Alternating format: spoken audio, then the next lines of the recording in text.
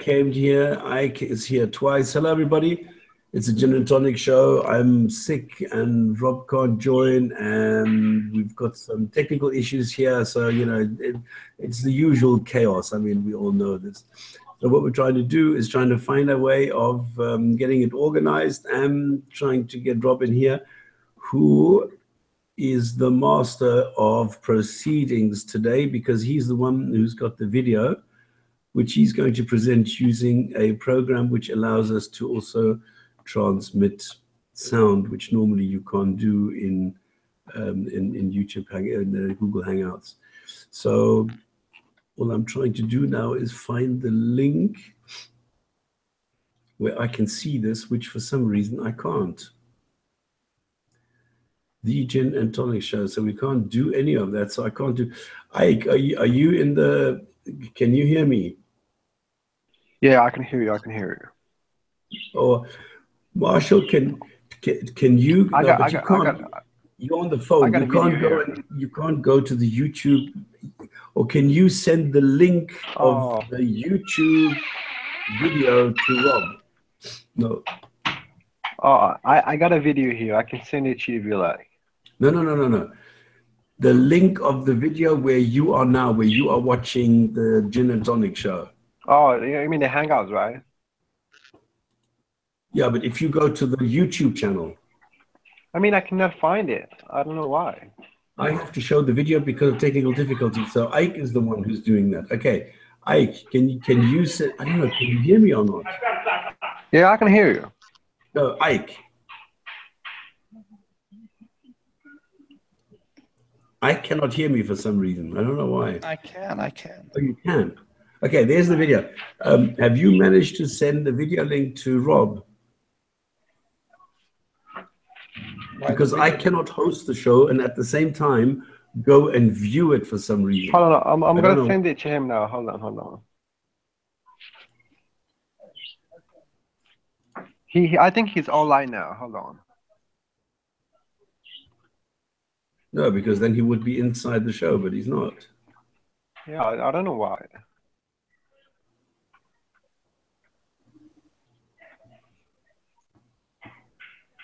Come on, Rob. Why are you late?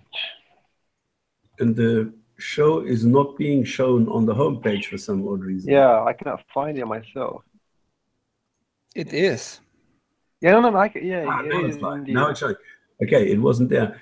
Did you send this to Rob? Yeah, I have sent it. Yeah. It's the previous Hangout link from before, and the video I have to show it. Now just Rob has to join his earlier created Hangout. This one.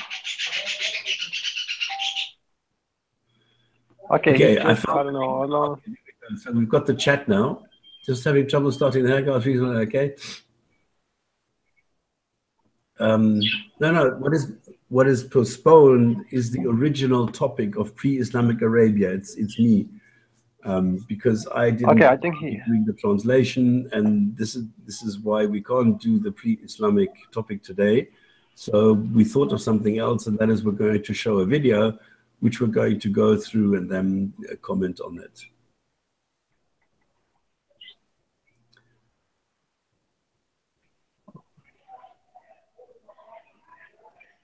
So she had some Mission Impossible music, there were technicalities. Well,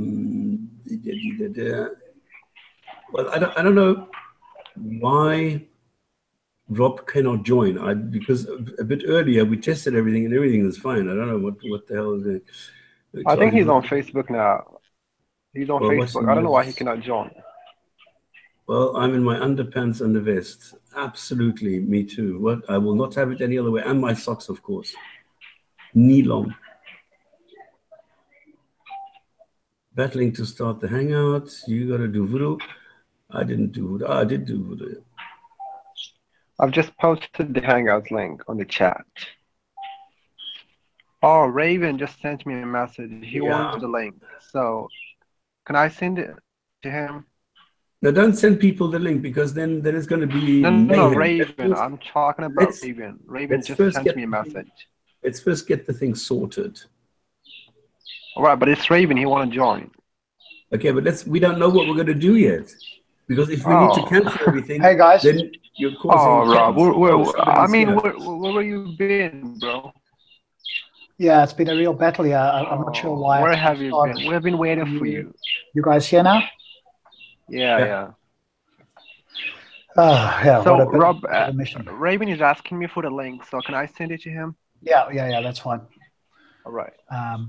Cool. But hey, now I cannot leave and join again as Stop Slamming, so I'll have to be. Can I change my picture? No, because if I change my picture, it's going to change for you too, right? Doesn't matter. Change it if you want to. No. I'm not going to touch it at the moment. I'm too scared. That's not touch something which is working. Because if you touch something that is working, it's going to fail. All right. Ike, are you ready with the video? Marshall, do you think you can mute yourself, because the sound of the birds is actually quite irritating all the time? Thank you very much. I got it. I apologize. Well, you're not doing the tweeting, so it's okay. Well, I hope you're not. Okay, so are we all here now? Okay, welcome to this delayed start of the Jinn&Tonic show for the Friday, the 30th of June. I want to thank Stop Spamming and Ike and Marshall for joining us as well. We had some technical difficulties that prevented me from starting the Hangout for some reason, but we are here now, so that's all good.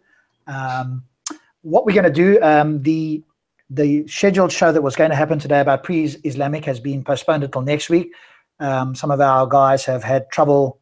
There's been some illness and various things that have stopped us doing that.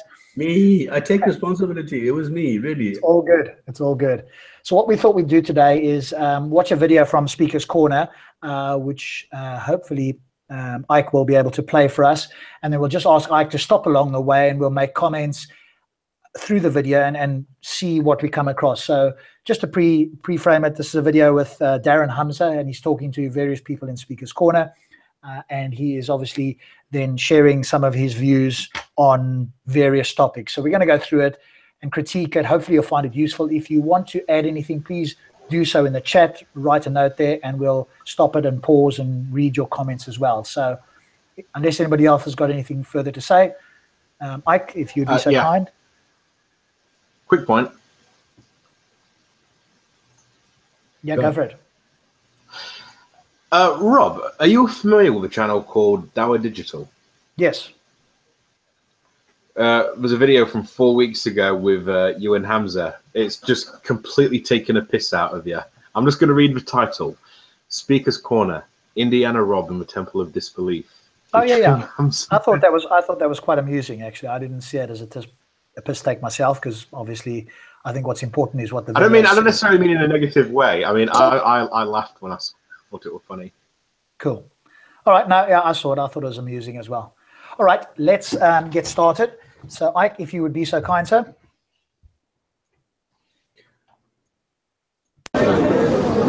Yeah, but that's because you're guided by your God. No, not at all. You've already conceded. No. It's very, very simple. You've conceded you don't know what caused the original universe, yeah? Right? Yeah, but you don't know. No. I can't prove God. I can't prove a creator. You're right. You're saying, yeah. No, right. So I can't prove there's a creator. All I can do is produce my evidence why I believe it's so. But you can't produce anything because you don't know. Okay, stop it there, no Ike. one knows. Right. Don't know. Right, but at the same time. Stop it there, Ike. I don't know how we're going to do this. If we're going to go like sentence by sentence by sentence, I just want to comment. This is the old thing where people are saying, okay, let me ask an atheist. I mean, remember, an atheist is somebody who has the opposite opinion of what a theist has, and it doesn't matter now, because Rob and we talked about this, and it doesn't really matter whether you're an active or a passive atheist. The result at the end of the day is the same thing, and that is that you don't believe that there's a God. Now, what he's doing is he's asking an atheist, okay, do you know the origin of the universe? Which is a stupid question. It's really, I mean, they always say there are no stupid questions, but this is a stupid question, because Redbeard, Orange Beard Hamza, is asking a question of someone who only has an opinion regarding gods, which is an atheist. The atheist only has one thing, and that is an opinion on gods, and that's it. And it's the belief in gods, and that is it. There's no knowledge, there's no nothing. An atheist that has no link to anything scientific, there's no cosmology. There's no cosmogony, which is the study of the beginning of the universe. There's no evolution. There's no abiogenesis, which is the origin of life as such. And there is no origin of consciousness related with an atheist. So he's asking nonsensical questions. It's like asking a car mechanic, I don't know, what do you think of quantum tunneling? It's stupid. The second thing is, why would he ask an atheist about something regarding his God? Now, that would mean that if the atheist has an answer for the origin of the universe, that his God is immediately obsolete. And on the other hand, if the atheist then cannot answer something, that means all atheists have failed, which is stupid. And number two, it proves his God exists, which is equally stupid. So, we're seeing this argument, which is being, I don't know why it's still being brought up. It is so stupid. It's so childish. It's so utterly useless and not irrelevant. I don't understand why people are so fascinated by it. And I don't understand why people are still answering it. I mean, it must be obvious that the universe has nothing to do with the creator.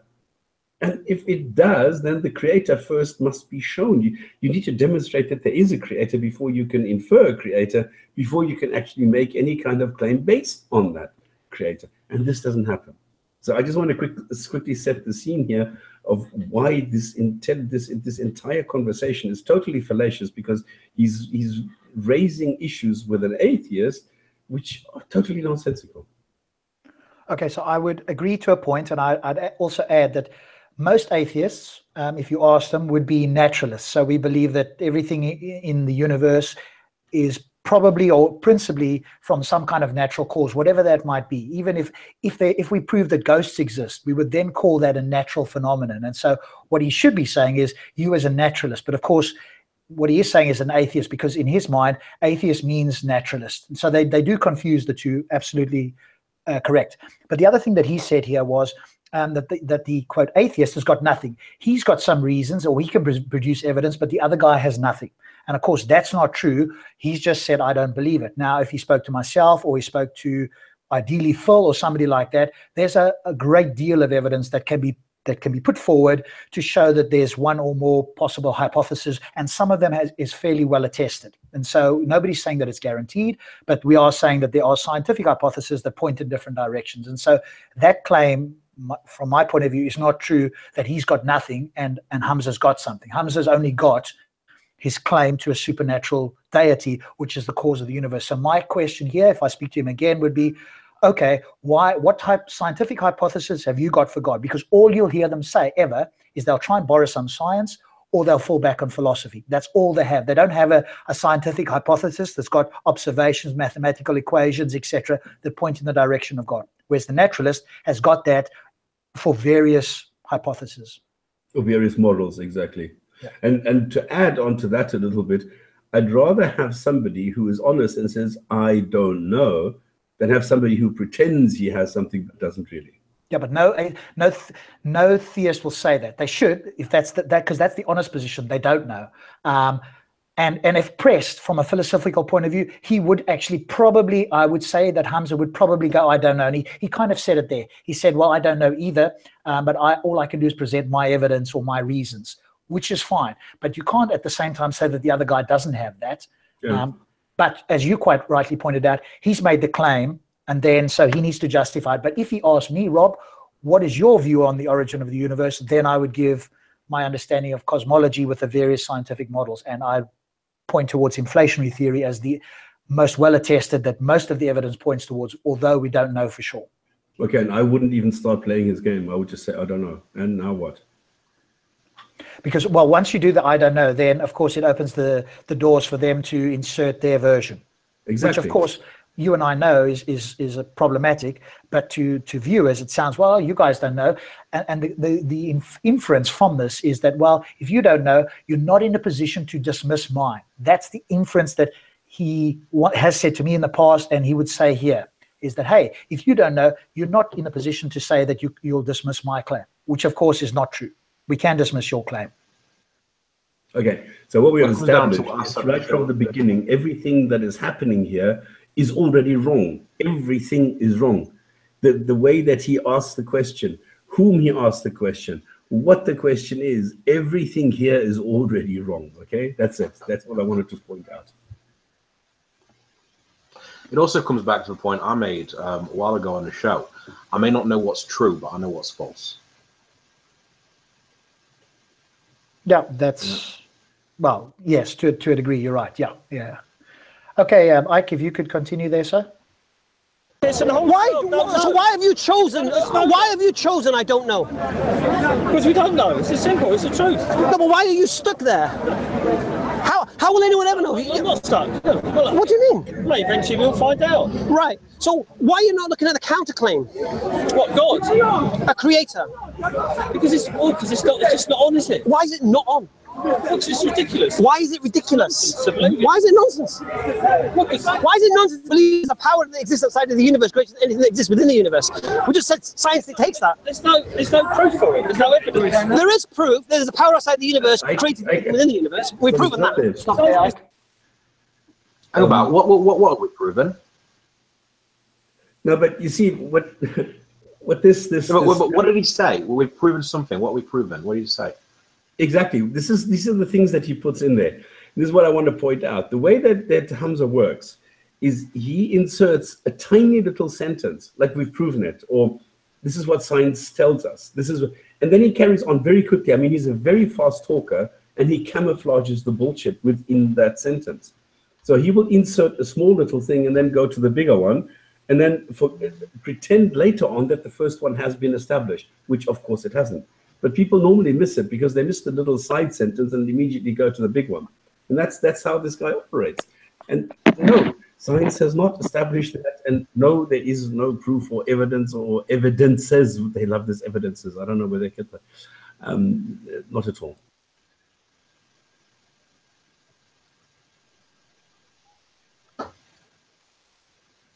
Oh, any other opinions? I don't know how we can say that it's a counterclaim when I think it's got no evidence for that counterclaim. I think let the video finish and then we can comment on it.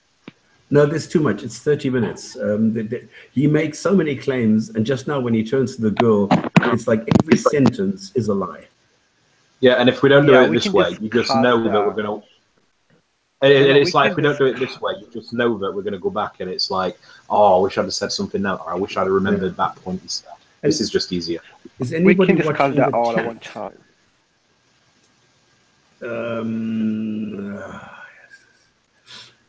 Was this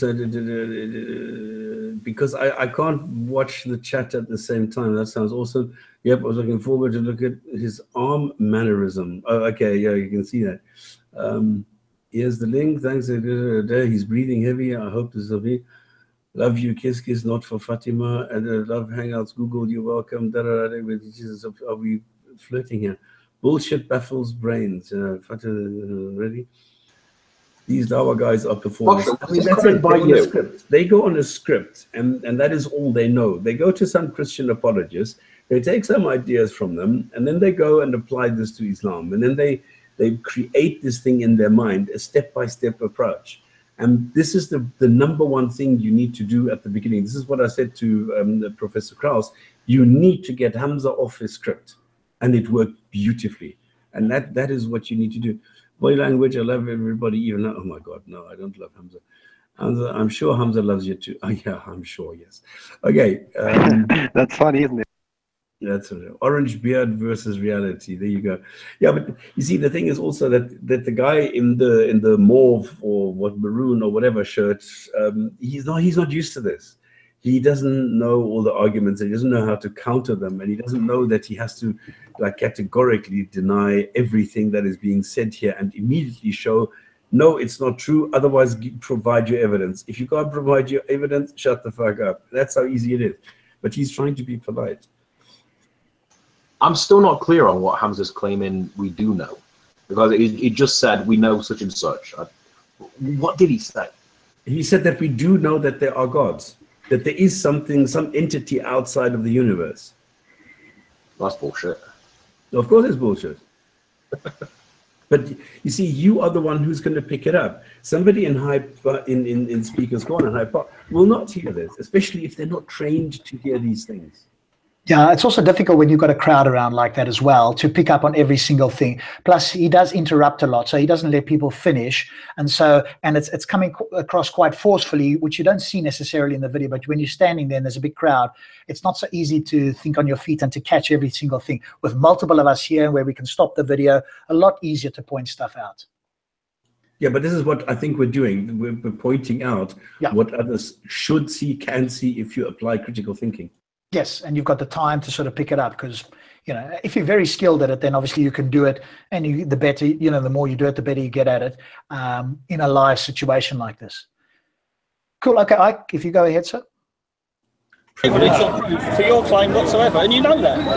And you can't explain that. I can't prove God exists to you. Exactly. As you can't prove God doesn't exist to me. Right. No, you can't. Right. There So may be a God. Right. So we have to. There's no evidence. Right. So what we have to do? You're staying there. You don't believe there's a creator, and you can't prove there's not a creator. No. And I'm standing here saying there is a creator, but I can't prove to the creator because it's beyond our comprehension. Okay. The next question is. Okay. Stop. That right there is a basic flaw in the argument. I think what he said makes sense. Hang about. What Hamza's doing, he's planting it in the minds of the audience that this bloke is saying there is no creator. He's never said that once. He's not said there is no creator. It's I don't believe there's one because I've not seen any evidence for one. Hamza immediately takes that. Okay, you say there's not. You say you don't believe in one. I say there is. And he is making it like a yes-no thing. It's not yes-no. It's yes, and the jury's out. I don't know if he's doing that deliberately or not, but it's very dishonest. I'm not sure I'm following you there, Raven. What are you saying that there is the fault? Where is the fault there? It's very manipulative. How is that manipulative? I'm not following you. Having a neutral position made into a claim. Okay, but but Hamza is making it into a claim. He's making it a yes-no thing. Like, I'm saying there is one, you're saying there's not one. This bloke isn't saying there's not a creator. He's saying, I haven't been given sufficient evidence to say that there is. The jury really is still out. He hasn't made a positive or... Okay, but he doesn't believe a God exists. Hamza does. That's the only point that I can see Hamza's making, and I don't see a problem with that. What I'm saying is that no, it's the position that Hamza's taken. He's immediately running with the argument as if this bloke has said, nope, there is no God. It's not true. And he's never said that. Hamza's being manipulative. I don't know if it's deliberate. No, I think it's Raven. I think manipulative and it's misleading. I think the argument that Hamza actually always brings up is that when he cannot prove God's existence, he would say that he has reasons why he believes in God. This is what he meant. So because you in your position you cannot disprove God, and nor can he prove God. So it's all about reasons. Marshall. Ayub, if me and you were having this conversation and you said to me, Raven, do you believe in God? And I say no. Why? Well, there's no evidence. And then you turned around and read it in a way that I was saying there is no God. That's dishonest. Okay, but the reason why Hamza believes in God is because maybe he got reasons to. You're missing my point. Make your point again. I'm not saying that Hamza doesn't believe he's got reasons for believing in God. What I'm saying is he's twisting what the other person says and running as though this person has said there is no God, as if he's actually made a claim, and he hasn't, and that's dishonest. Okay, but do you agree, Raven, that the other guy does not believe in God?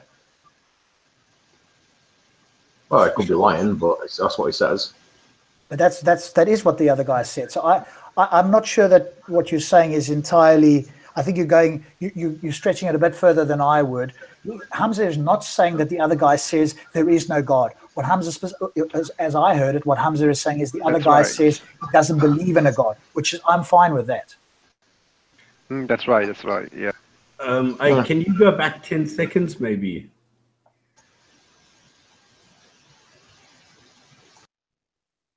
We have to sort of prove there's a power outside the universe created anything within the universe. We've proven that. There's no evidence or proof for your claim whatsoever, and you know that. And you can't explain that. I can't prove God exists to you. Exactly. As you can't prove God doesn't exist to me. Right. No, He's not trying to prove God doesn't exist. Again, this is what I'm on about. He's manipulating it. It's manipulative.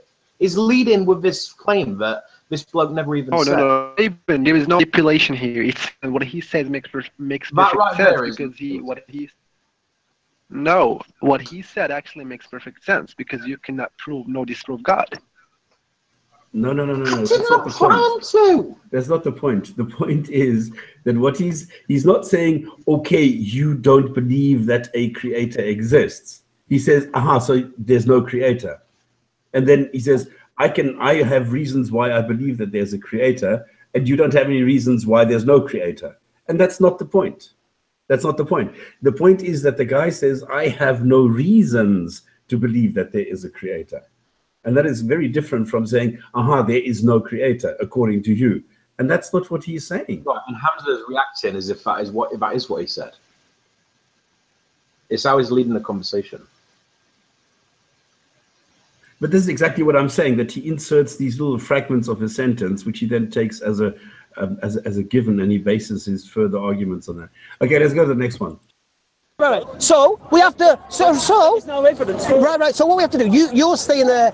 You don't believe there's a creator, and you can't prove there's not a creator. No. And I'm standing here saying there is a creator, but I can't prove to the creator because it's beyond our comprehension. Okay. The next question is, why don't you believe there's a creator? Why? Okay. No, this is not a question. This is not a question. Why is there no creator? That's absolute utter bullshit. I don't need to give a reason why I don't. No. Stop. I think what Hamza said is he asked him why he does not believe in a creator. This is his question. Yeah, that was his question. If you bullshit. rewind it, you will hear him say, "Why don't you believe in a creator?" He didn't ask. He said why he does not believe in a creator. It means that he got some reasons why he does not believe. And that's bullshit. Why is that bullshit?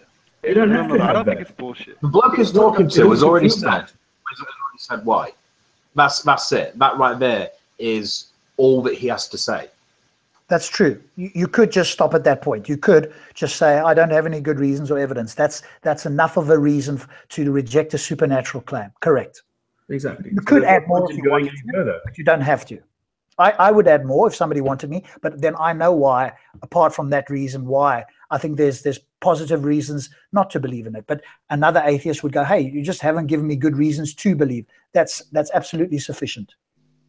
Yeah, exactly. Bro, I agree with you. For example, if I ask Rob why he does not believe in a creator, he would tell me because I don't have good evidence to believe. So that's Hamza's point. Yeah, but I would give additional reasons, but an atheist is not under an obligation to give additional reasons. All they have to say, their warrant is just to say, you haven't given me good reasons or evidence to believe. That's it. That's all they have to say. That's the minimum they have to say. And not why. Also, Marshall, the thing you have to understand about how these conversations go. Okay, let me ask you this. Marshall, do you believe in leprechauns? I believe in what? Leprechauns. No. So as a leprechaunist, what is your view of the melting ice caps? As an leprechaunist. Exactly. Well, Raven, what do you mean? Well, I'm just asking, as someone who does not believe in the existence of leprechauns, what is your opinion on the melting ice caps? I don't believe they exist. Who's he? This is me talking. This is my subjective view. See, Marshall, you've just fell for it. I didn't think when I said leprechauns and the melting ice caps. I thought you just sort of immediately pick up that. What the fuck does one have to do with the other? Okay, what's how does that relate at this moment in time for this particular point, though? I mean, what's his point? I agree with you earlier on, but you're bringing it in now. As an atheist, what do you think about all these biological functions and cosmology? It's like no. What does one have to do with the other? Like, so as an atheist, what do you think of morality? It's like what does that have to do with it? what does a lack of belief in leprechauns have to do with my view on the melting ice caps? Yeah, but we've covered this, though, haven't we, earlier on? This is part of the manipulation. This is part of how you manipulate and lead. Okay, well, let's focus on the actual points at the moment then, because we can at the end talk broadly about those different things, but otherwise people are going to get confused here. Let's stick to whatever the claim is. Wherever we say stop, let's just deal with whatever we're talking about at that moment, because what you're talking about now is either relates to the bigger picture, which I agree with, or we just talked about it a little bit earlier, but it doesn't relate specifically, from what I can see, to the moment that we're talking about now in the video. Unless you can tell me that it does relate and that I'm missing something. No, it was addressing Marshall. Okay. All right, let's carry on, Ike. Otherwise we won't get through this. There's some evidence for it. For what reason? When did you become an atheist? At what point? At what point did you stop believing in God? Everyone's born an atheist. No, they're not. Yes, they are. Really? So you're telling me everybody's born? This is exactly the point where I think this is the main point. Goes crazy and says, when did you stop believing? As though somebody must have believed something at some stage, at some point, and then they stop believing because something terrible happened to them. It's terrible. It's so hypocritical. Yeah, I hate it. I mean, I'm assuming that Hamza came out of his mother's womb declaring the Shahada. Well, to be fair, on Muslims' issues, they have to get the whispering of the Shahada from somebody in their ear after they're born right away. So it's similar to like saying the Shahada yourself in really sick way. Yes, this has to be done. They are born. This has to be done by Muslims. There are a number of hadiths who talks about that. If you don't know, you are. Ayub, do you honestly not realize that a lot of Muslim parents will actually say the Shahada to their newborn child? Can you guys hear me at all, or have I dropped out of the Hangout? Can you hear me? No, you're back. We hear you now, yes. Okay, thank you. Sorry. Yeah, Raven, but I think even as a Muslim, when I was born, no one actually says Shahada in my ears. Ask your parents. Okay, no, but let's I have asked it millions times. Do you? Right, let's continue with the video. So, Marshall, does that mean you're a kafir? Raven, let's continue with the video. Okay, but do you guys agree that we are born atheists to the Abrahamic, or does somebody disagree with that? No, I disagree with that. Okay, not you, obviously, not you. Any of the other guys? Okay. I was born Democrat. But does anybody else agree that, or does anybody else disagree? I agree with this guy that we are born atheists to at least the Abrahamic gods. Or in fact, actually, we're born non-theists and we become atheists. Exactly. That's better. Well, yeah. I mean, no one's going to grow up believing such and such God exists unless they're taught it. The fact that you have to be taught this, what does that tell you? I mean, the question is for me invalid because, I mean, you're a fucking baby. You know shit about anything. Just suckling and shitting and crying. That's the most basic you know in the first 3 weeks of your life.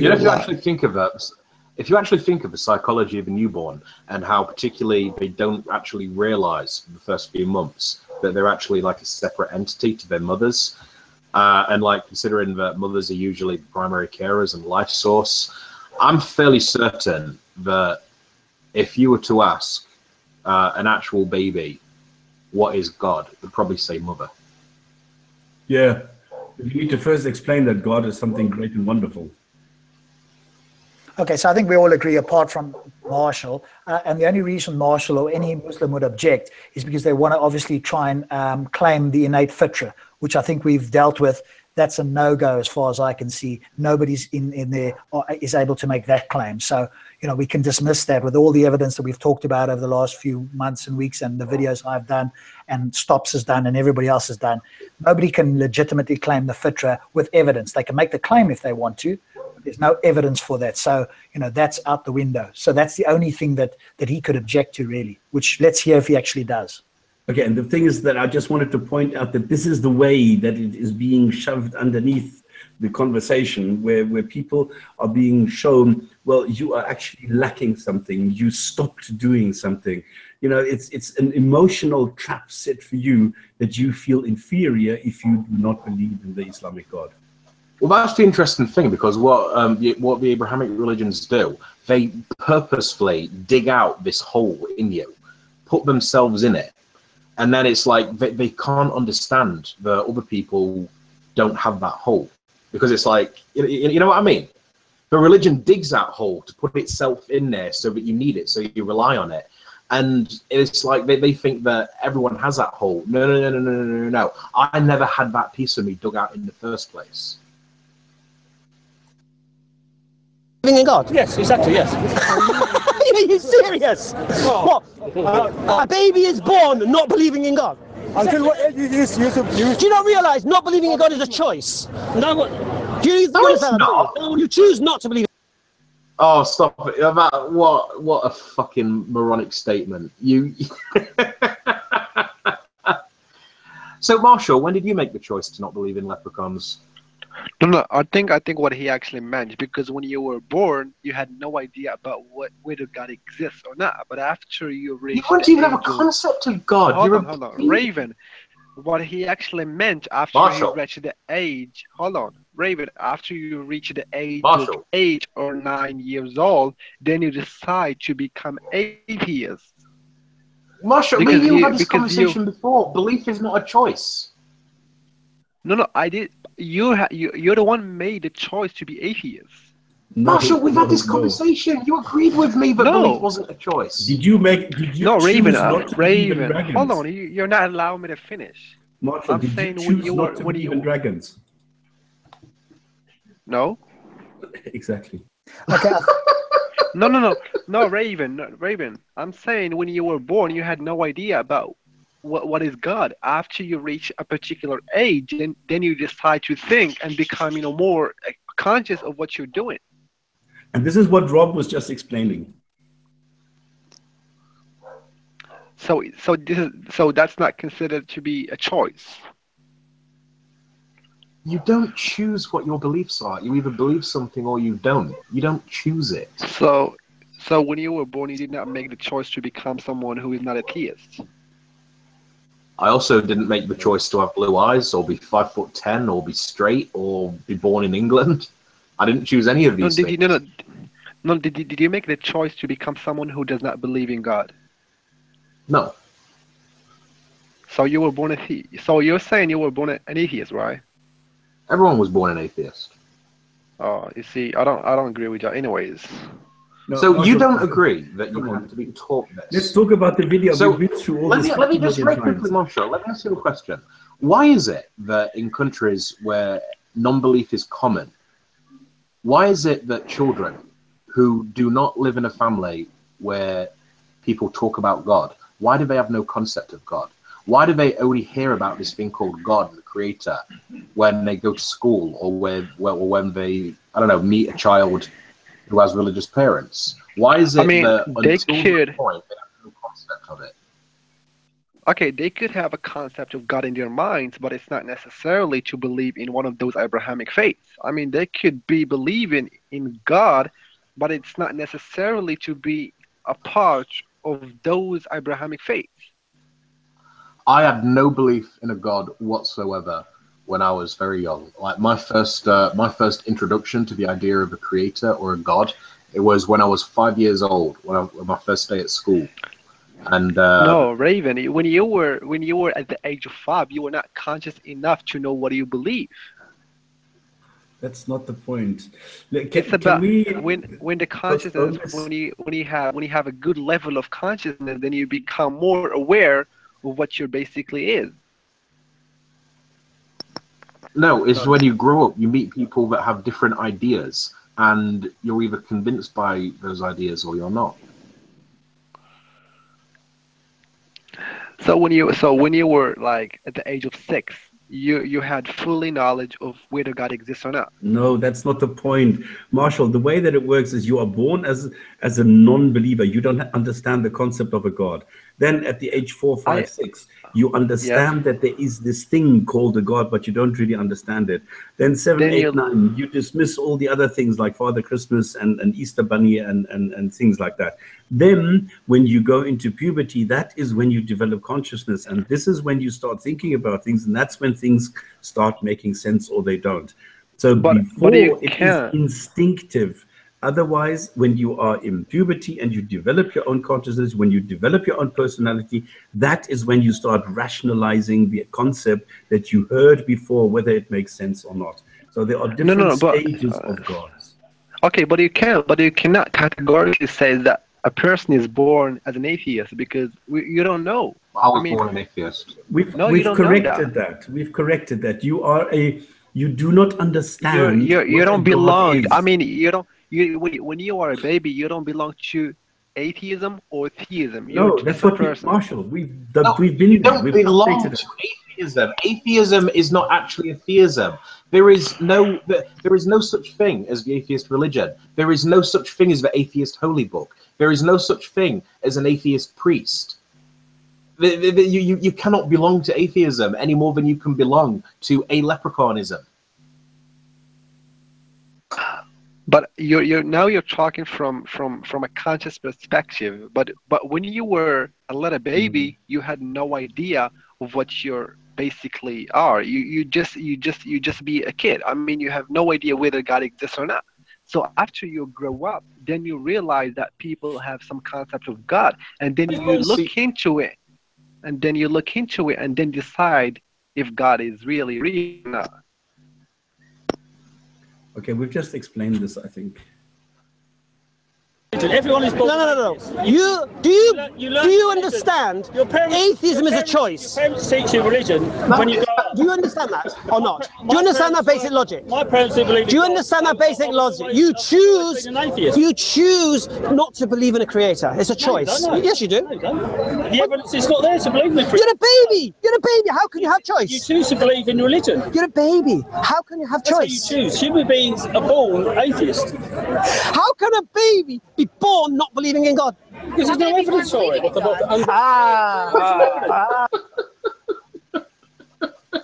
Good question. Okay. A baby is not born believing in God, but a baby is born a Muslim. Neutral. I'll explain why. I'll explain. I don't see anything without explanation, unlike you. I'll explain. So I'll say it again. A baby is not born believing in God, but a baby is born, every baby, Hindu babies, Chinese babies, your babies when you have them, all of them are born Muslim, according to what we believe. And I'll explain why. Yeah, but that's not true, though. Well, yes, it is true. And I'll explain why. It's not true. I'll explain why. How can you say it's not true and I'm not explain why? Because you said all Chinese. Where is your logic, my friend? You're an atheist. You're supposed to be intellectual. Where's your logic? Well, why are you going to give me a chance? Let me explain. A Democrat baby is also a Muslim. See, right there, it's like you're an atheist, you're intellectual. Again, he's just projecting. He just... It's so annoying and it's so manipulative. I'll explain. Muslim, are they? Yes, they are. Let them explain. Right. Because what am I saying? Yeah, but you can't explain. What am I saying? I'm saying a baby. I'll address you actually because you asked the question. It's a fair question. Okay. Every single baby is born submitting to its natural instinct. Yeah? When it comes out of its mother's womb, when it sucks on the teat, on all of these things, when it cries, when it's got dirty nappy, and when it cries when it wants food. This is natural instinct that has been given by whom? Its creator. Actually, I believe in a creator. Okay. Muslim means the one who submits to the will of their creator. So we believe all children, all babies, are all born submitting to the will of their creator. This is crazy. Absolutely. I don't understand why anybody follows this. Why don't I mean there's 20 people standing there. Why don't they all scream in horror? Yeah, Maybe we're just too busy trying not to laugh. how could a baby then just explain this supposedly will to submit to his creator? I mean, how I just don't understand how someone can claim such nonsense. That's baffles me at most. I mean, what are his proofs for such claim? I mean, anything would be good, but he doesn't have any. But the Or thing, will it's actually irrelevant. It actually does not matter. He's getting brownie points here. He is just setting the stage. He's just making it look as though everybody is what Rob was. Oh, by the way, Rob has internet problems at the moment, so he's asked to be excused for the time being. He's going to try and join on his phone. So this is exactly what Rob was explaining earlier. What they're trying to do is go to this fitra thing where everybody is already a Muslim once you're born, and then you are being indoctrinated by the devil, whispering the waswas into your ear, and that is what changes your mind. And this is what he's trying. It's sowing the seed, and this is what he's doing with this girl here, because she's gullible, right? I think she's Canadian or something, and she doesn't really listen to what he's saying, and she only hears what she wants to hear, and everything is hunky-dory and nice because this is a nice Muslim explaining what he does as a Muslim and what Islam is. So obviously he knows what he's talking about, so because he's a Muslim, so she needs to listen to him, which is utter bullshit. So, after a while you get to know these things. You know how babies, when they actually sleep with sort of their legs raised in the air, so they're in sort of a bowing position? Never heard that. You've never seen a kid that's just like a few weeks or a couple of months old. They tend to rest like almost sort of kneeling. I'm fairly certain. Yeah, different. Right? Yeah. Mashallah. Okay, let's continue. Submitting to the will of their creator. Nothing else. Now, baby will act an instinct for a while. Then it'll start learning. Then it'll start having impressions of its family put on it. So if it's a Hindu, it'll have a dot put on his head. If it's a Muslim, it'll have a topi put on his head. If it's a Sikh, they'll start growing its hair. Yeah? If it's an atheist, they'll always have putting earrings in and stuff. Whatever. The point here is this. In Islam, what we're told is that every single child, up until the age of puberty, up until the age of reasoning, every single baby born in this. There's one important factor here, which is going to be important later on, because no human being has any kind of link between puberty and consciousness. The one is physical, and the other one is well, I don't know. It's not physical.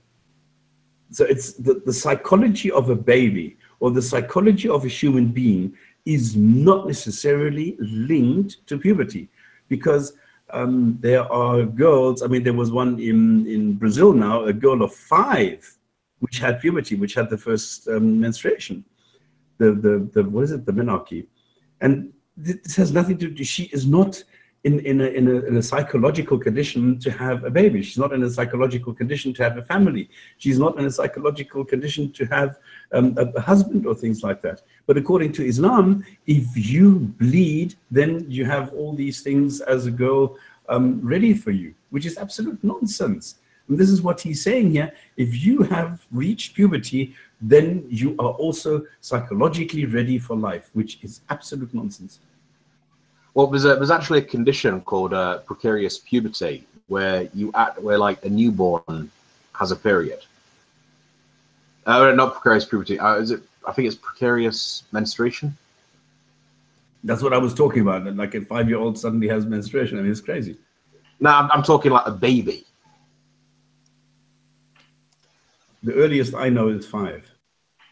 Well, before I actually learned about this condition, the earliest I remember in the news years ago, was a 2-year-old that started menstruating.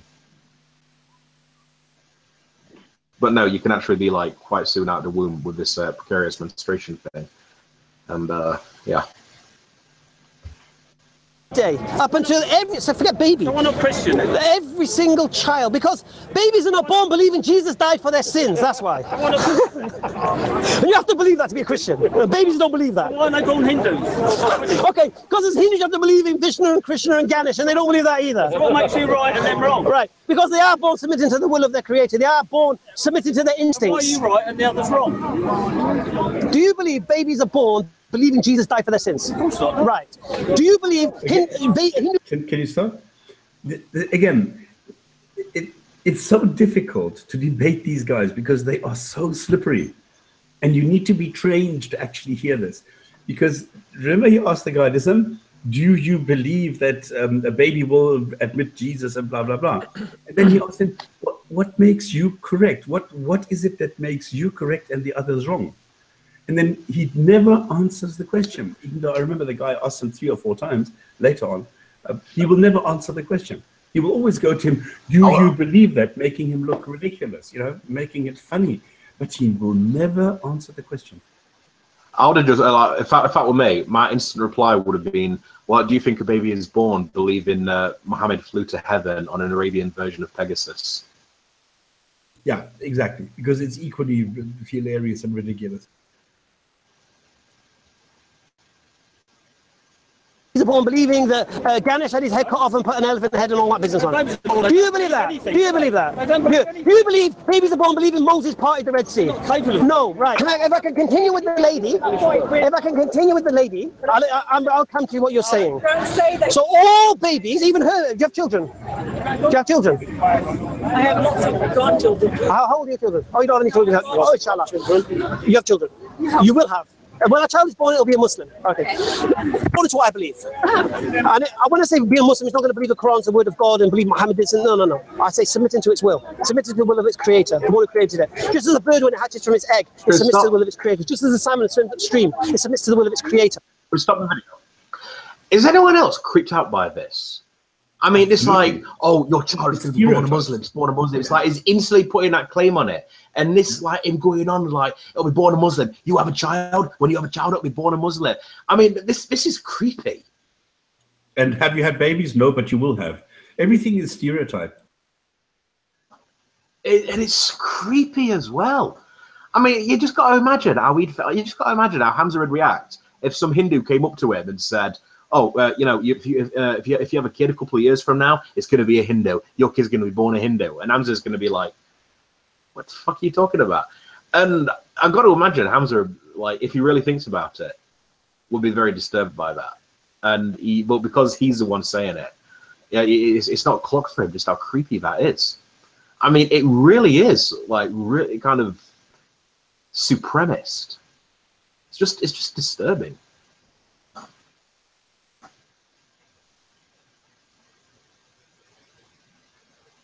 Just as everything in the animal kingdom, just as the caterpillar turns into a butterfly, it submits to the will of its creator. Islam means submission to God, submission to the creator. Muslim is the one who does that. In English, you put ER on the end of the word to show you're doing the action. So if you walk, you're a walker. If you work, you're a worker. In Arabic, you put mu in front of the word. So if you do Islam, you're a mu-Islam or Muslim. Okay, so all children, all babies are born submitting to the will of their creator. We believe as Muslims that any child in this world, whether they're Eskimos, whether they're Chinese, whether they're Hindu, whether they're atheist, if they die before the age of puberty, guaranteed paradise. Yeah, they have got no accountability whatsoever on them. But you just said a child can't be an atheist, so it's just contradicted himself. The way I understood it, he says you're not held accountable. Yeah, but he's also saying before the age of accountability, you're naturally a Muslim. Maybe I missed it.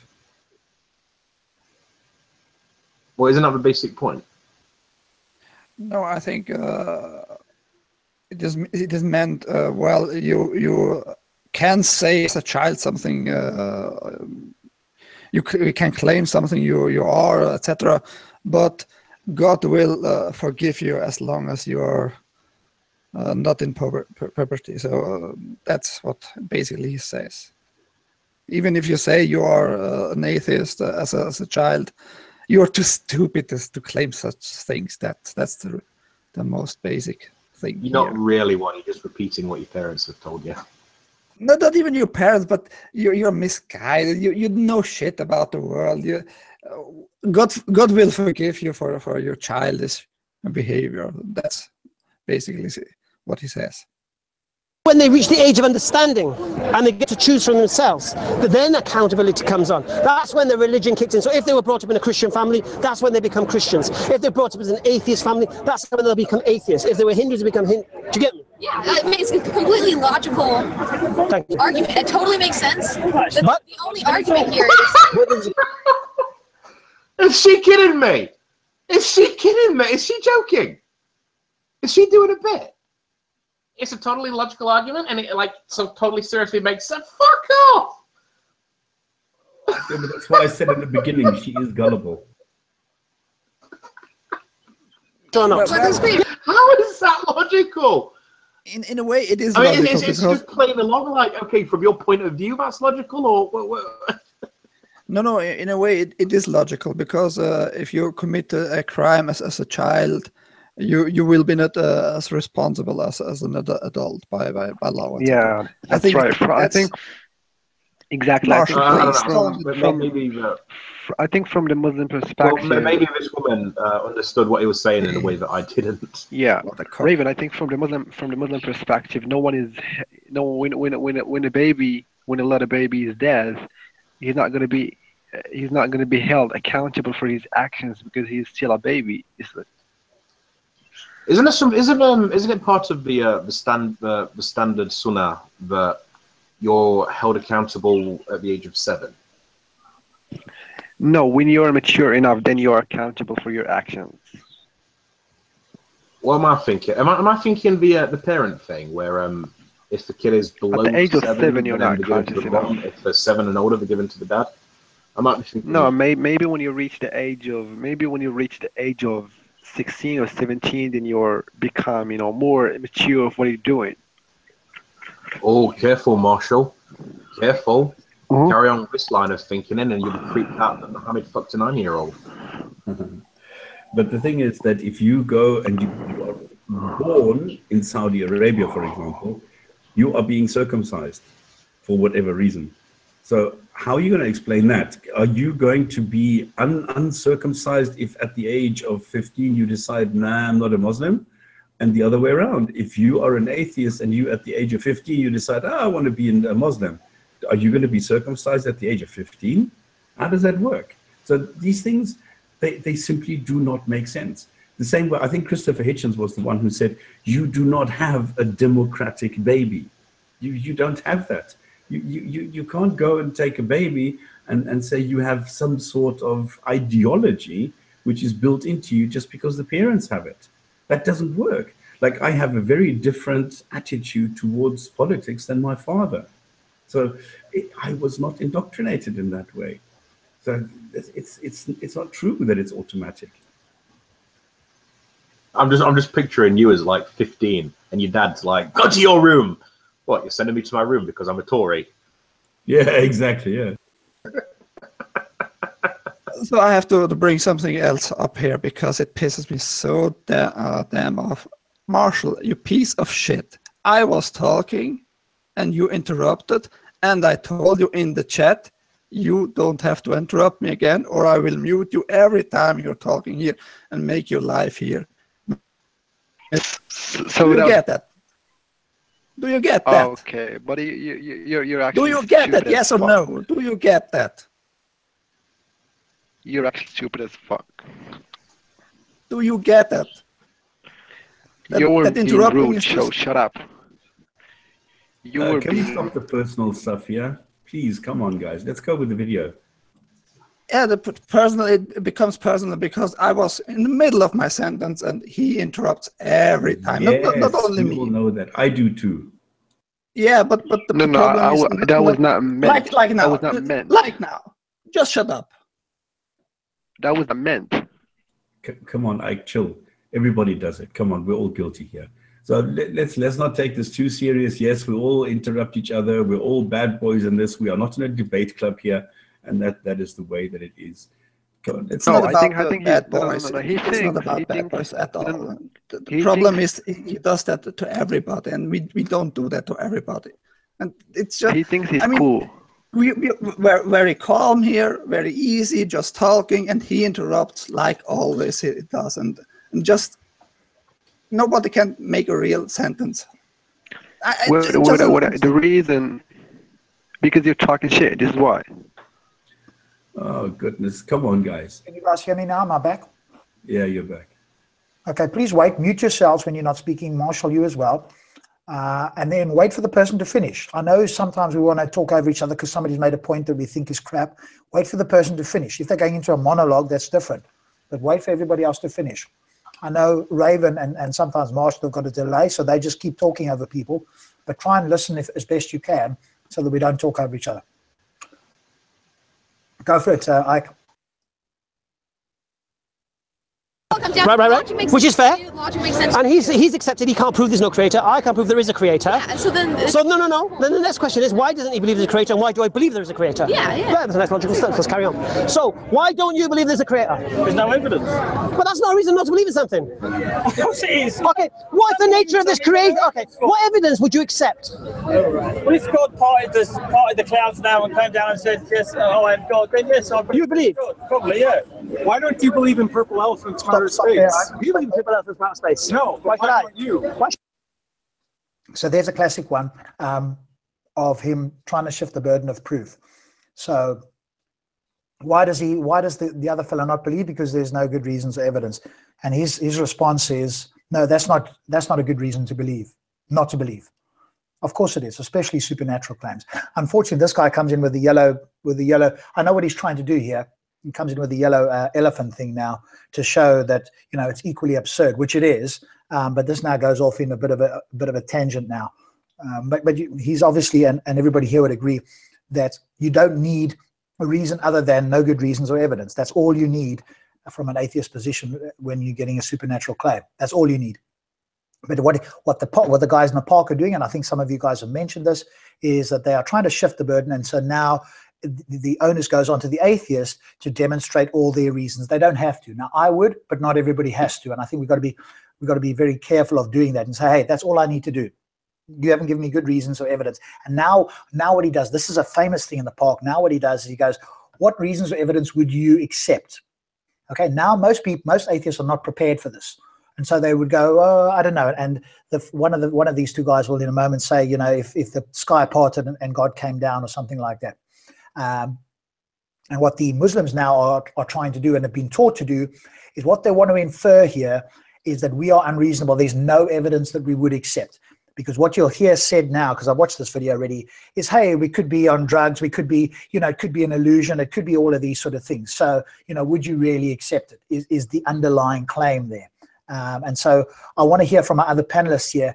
If the question was posed to you, be it Ike or Raven or Stops, what would convince you of a God? Or in this case, what would convince you of Allah? What would your response be? Easy. Well, it's easy. I've said this so many times. I don't know what a God is. As soon as you tell me what a God is, I'll be able to formulate it. But until then, I need to go with the attributes that people give a God who believe that this God exists. So God is powerful, so he should be able to. He's compassionate, so he should. And he's all-knowing, so he knows what I need as an evidence, and that's the way it is. Good. Yeah, that's a good response.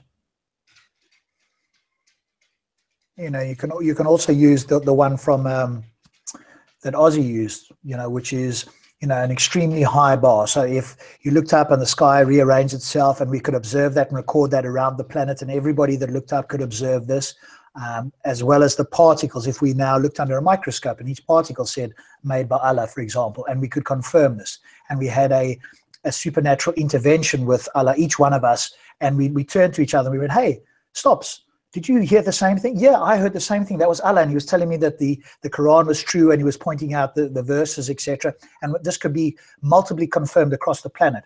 That would be pretty convincing evidence. And so now, if somebody said, well, you know, that could still be aliens, given the fact that it's been very specific and it's been that particular God, I'm more likely to believe that it's Allah than it's an aliens playing with my brain. So that would be another response we could give. We could set the bar very high, for their particular God, whatever that is, and go, if those situations were met, then I would be likely to believe that your particular God exists, because it's now been written in the particles and the data, and we can test it scientifically, etc., because everybody can see it. You can put it under a microscope. Is it likely now that aliens are putting probes in my head? No. Now I'm more likely to believe that your God exists because it's very specific. So we do need to, either we could go Stops' route or go a much higher burden like that, which now is more reasonable, because what they really want to do, the underlying thing that he doesn't say, but what he really wants to infer is, you atheists won't accept anything. And of course, that's not true, but that's what they want. They want to infer that we're unreasonable. Yeah, people in the chat, please, come on. Are we in the kindergarten? Stop doing this. This is ridiculous. I mean, talking about each other's mothers and voices and things like that, that's stupid. Come on, we are above this. We are better people than that. Don't behave like children, please. I didn't see it. I don't know what's going on there. Hello, can you hear me? Yes, go ahead. Yeah, Oh, right, okay. Yeah, guys, stop this, please. It's just childish. She's right. All right. Okay, fine. Yeah, let's get on with it. Okay, carry on. Okay, but you were... It's the same thing. It's the same. Really? Why is it? Is there evidence of purple elephants from outer space? No. So why should I believe in them? No evidence of a creator, so why should he believe? How can you say there's no evidence of a creator? I've not even told you the evidence of a creator. Because you can't. You don't have any evidence. Listen, There's no evidence. I said to you, I can't prove it. I can provide my evidence. You can believe in it. No. Belief is not reality. Okay, I can provide my evidence. He can provide his evidence, and we can look at the evidence and decide who has the stronger evidence. Clearly. Now, right now, his evidence, he doesn't know. That's his evidence. Right now. Now, he might bring something more substantial to the table, I'm not sure. Valid. Yeah. I'm an agnostic. I don't know. Right. I don't know. But, all right, so in a court of law, evidence is not I don't know. Did he do it, my lord? I don't know. What kind of witness are you? You don't have to prove that. You don't have to. You're never... If you're trying to say to somebody, I'm a fool for believing in a creator, that he doesn't even know if there's a creator or not, yeah? How can he even say I'm a fool for believing in a creator? I don't think he really is. I don't think he said. Okay, there he goes again with the same thing. Remember, in a court of law, let's start with that. Remember, in a court of law, the jury are not trying to find a person innocent. They're trying to find a person not guilty.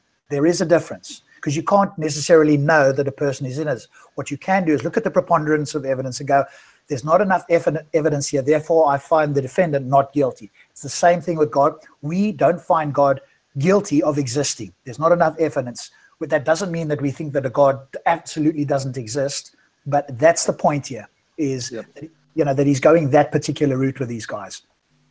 Yep, exactly. It was basically like if doing here is being incredibly dishonest, because this is now where he's laying the grounds, and he's just chucking out red herrings left, right, and center, and just making his emotional plea here, trying exactly what Rob said, trying to make the atheist look like a stupid fool because he has no reason, he doesn't believe it, he doesn't even know whether there's a creator or not. It is so petty, it's horrific the way that this guy argues, and he thinks he's doing a magnificent job, and a lot of Muslims believe that he's doing a magnificent job. This is what I can't understand, that he has an audience, that he doesn't have Muslims slapping him left, right, and center and saying, what the hell are you doing? You're making Muslims look bad. No, they go and cheer him. This is the funny thing. Yeah, but you see, but that's what happens. I remember seeing this. I remember seeing this comment once on Hamza Myatt. It was this Muslim commenter saying, I don't understand what Brother Hamza says, but I love listening to him. Yeah, I think that's particularly relevant to a number, not all Muslims. Again, nobody's claiming that all Muslims are like that. But I think what's happening here, what I noticed in the park, because I'm editing a video with another regular in the park, and what they're doing is sounding certain. When you sound certain, you can talk a lot, throw in a few things that might sound okay to people. This is enough for incredulous people who are not critically thinking to accept whatever's being said, particularly if they already agree with the general premise that's being put forward. So they don't critically analyze it. A lot of people think Hamza is an absolute lion, quote unquote. Those are the comments that I've heard. But it's just because he sounds certain. I've always said it's the Dunning-Kruger effect. People that don't have a lot of expertise and skills really overestimate their ability, and people that are experts underestimate their ability. And that's so relevant and prevalent in the park, as we can see. All right. And you've noticed how he's 100% controlling the conversation. Yeah, that's par for the course. What are you saying that you are? I believe the creator's outside of the universe, and outside the universe is that way.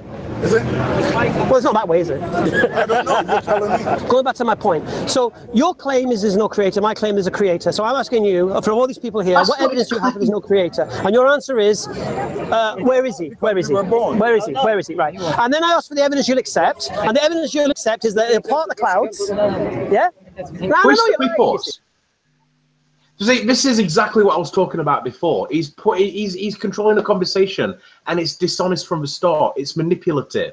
It's exactly what he done, and he's just done it again. He's saying that this bloke is basically saying, as a positive claim, there is no God, and he's lying. I genuinely don't know if he's even consciously aware, but he's just it's bullshit. Okay, well yeah, okay, fair enough. I mean, we can point it out multiple times. I think you have made the point on that, that's the case. Is there anything to add specifically? Well, yeah, but like before I think you were saying that... You don't even know you're lying yourself yet. All right, so you're a liar on that. You've said to me, your evidence is if the cloud parts, and a hand comes down or something? What do you want? What evidence do you want? To prove that this is the case. I said to you, if God parted the clouds and came down and said, I am God. I am God. Then you'll believe. Then I believe it. All right. You wouldn't believe that yourself. You wouldn't. Okay, I wouldn't believe that. No way would I believe that. So why? No, because No. I'm asking it's evidence. See, if you want to prove something and someone says, well, do this and that for me, then you'll prove it. Like, for example, say I'm a faster runner than you. People say, prove it. I say, well, let's have a race. And I beat you in a race, then I've proven to you. You can't prove God. Right. So, you've got no evidence. But how can you then ask for evidence if you have no criteria for evidence? No, I'm just asking you to prove it. Well, you just said there's no evidence. You don't know what evidence you're looking for. Of course you won't know evidence. You don't know what you're looking for. You can't provide the evidence could be in front of your eyes. You don't know what you're looking for. You can't provide it, can you? I can only provide the evidence you're asking. What are you asking? If you're asking for the clouds to part, we'll roll with that. I'm pretty sure David Blaine can make the cloud part. I'm pretty sure. Yeah, you probably could. Right. I'm pretty sure satellite imagery. I'm pretty sure satellite imagery could project an image. Yeah, but you're getting that. Yeah. I'm pretty sure I could drug you and you could hallucinate. I'm pretty sure. No. Stop it there, Mike. So there we go again. That's the point. So there's two things here. One, he's claiming that the atheist doesn't know what evidence he would accept, and then number two, it's you could drug you and you could have the same thing. So in other words.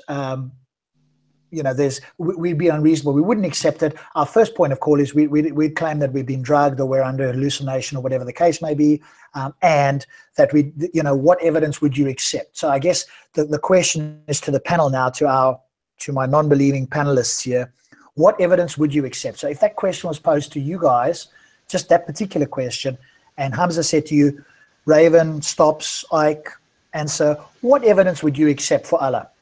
Can I say that he did actually ask me this question when I debated him, and I told him I don't know. I'm not infinitely knowledgeable about what exists out there, so I don't know what God is or is willing to do to demonstrate Himself. So I just told him straight. I don't know what evidence would change my mind, and you probably don't. Also the fact that if God does actually exist, Raven, just let him finish there. I didn't get to say this to him because he always chops in, but my next point was going to be saying to him is that, well, what evidence would change your mind? You'd probably told me nothing, but all that's telling me is that you don't know either. Exactly. So answer. Answer. There must be some sort of evidence that would change your mind. I mean, you just cannot say I don't know. Why not? Why not? Tell me why you can't say I don't know. Exactly. Marshall, remember one thing, there's two responses. I've given the very high bar response, but the other response is also adequate, which is if this God is all-powerful, all-knowing, etc., he would know everything about us, and he would be able to send down the information or make us aware in some way of the information or evidence that would change our minds. And so if he's powerful enough, he would be able to do that. So either he doesn't want to do that for whatever reason, so it's all a test, or he's not powerful enough to do that. So, I mean, you've got to make some kind of a choice there. Or he's just a dick. And let's remember, I was the one that made that point a couple of weeks ago, so credit where credit's due. I made a video 15 years ago. Now what? Carry on, Ike. But it's not just that though. I mean, it's like it's actually 2 points. Like it really, you can come at this from 2 different ways. So what would make me believe? Number one, I don't know. It's all knowing and all powerful. That God, even if I don't know, what would make me believe? That God knows exactly what it would take for me to believe. So I'm just waiting on that. And whether or not this God chooses to make me believe or not, I'm just waiting. If that God wants me to know, I will know. I can't not.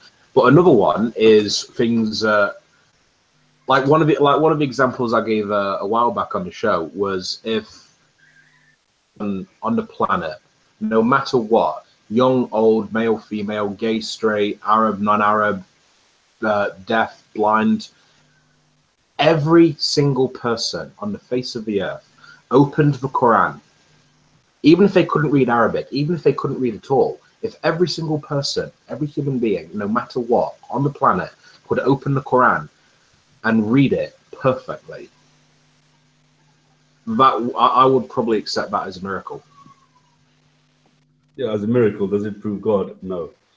Anyway, the other point. Well, that would pretty much go a ways to me to thinking, you know what, maybe it is the Islamic God. And I like the way that he says there's only one way to God, and that is up. It's not down here, is it? Like making a joke out of it. I mean, it's pathetic the way that he argues. It's like a little child. That's all he can do. And I forgot the point I was trying to make. Shit. Rob, you asked about his God or a God? Who's this? Sorry. Are you asking about his God, Hamza's God, to believe in his God or in any God? No, I think the claim that he's making is what would convince, or if he was asking you, that would be obviously his God, because that's the only God that he believes exists. So he doesn't believe in 50 million other sorts of gods, but the Allah God that sent down a message in the Quran to Muhammad, etc. That would be the one. So you know, it's a fairly specific God in the sense that we have got a general understanding of that God as opposed to every other God out there. Well, I would be convinced if he splits the moon every night once to see, so that everybody can see it. You see, we need to set the bar high, Ike, because we are in danger of them saying, hey, and this is, Mansour is famous for doing this. Mansour will do it far better. When I say better, he will press the point a lot more than Hamza will, in the sense that he would go, hey, but you know, even if everybody stood around here, is it possible that we could all be under an illusion of having a drug? And so now you need to make the bar higher to offset the position that they will claim, which is that we could all be mistaken, we could all be under smoking a drug, or you know, there could be something in the air that gives us all a mass hallucination. So we need to have a higher bar to overcome that objection, because that would be the stronger objection that he wouldn't give, but somebody like Mansour would. So if you said to me the moon was split, or if you said that to Hamza, to Mansour, for example, or some other Muslim, he would go, oh, well, how do you know you're not under mass hallucination? Each day, this time, some toxic dust falls from the sky and you think you see the moon. Okay. I mean, the bar is pretty high if the moon splits every night. Yeah, but remember, and you are recording it on tape, etc. I mean, you have plenty methods, etc. So I think that the bar is high enough with the moon splitting every night. Yeah, well, I agree, but then you need to add those extra conditions in to avoid the charge of, oh, well, you could be mass hallucination. So if you add those extra things, which I only got from Ozzy, and I like that because it sets the bar much higher, and it means that if this God was all powerful and was able to do that, then all of these things could be done. And then you inoculate yourself against the claim that, oh, well, it could still be a mass hallucination, because what they want to do is make it appear as if we are unreasonable, that there's nothing that would change our mind, and that we would always think that we're under an hallucination, which isn't true. But we've just got to set the bar high enough if we are going to give a reason, or we are going to provide some evidence. But the other option, of course, is to just say, well, you know, God's all powerful. He would know what would convince me. He hasn't done it yet. And so I can't tell you the exact evidence, but God should be able to, and he hasn't done it. That's perfectly acceptable as well. Okay, carry on. You will not accept that as evidence. Why? Because you can't prove. I can't prove until you give me the criteria. The burden. What's the burden of proof you'll accept? Okay, in front of all these people now, prove your creator. No. What will you accept? No. How can I prove it? What do you want? Right, all right, in your... What do you want? You prove to us there's a God. Right. What proof will you accept? Eyewitness evidence. Eyewitness evidence? Yes. So you believe everything you see? Yes. Really? So you're skirting around it again. Oh. You know, evolution. Yeah, but evolution. What's in my hand? Is a proven fact. Come on. Use your eyes. What's in my hand? I can't tell what's in your... Why not? Because I can't... Oh, is it because you're limited eyesight, can't see through flesh and bone? Well, I don't have X-ray vision. Hello. What's in my hand? What's in my hand? How much? Probably a tenner. Right. Can you see it? No. Is it there? Yes. Can you see it? No. Is it there? Yeah? So, well, it proves that your eyesight is so limited. Yeah, as using that as a burden of proof is ridiculous. Because a magician can... You just said seeing is believing. No, seeing is not believing. Trial, even circumstantial evidence. You just said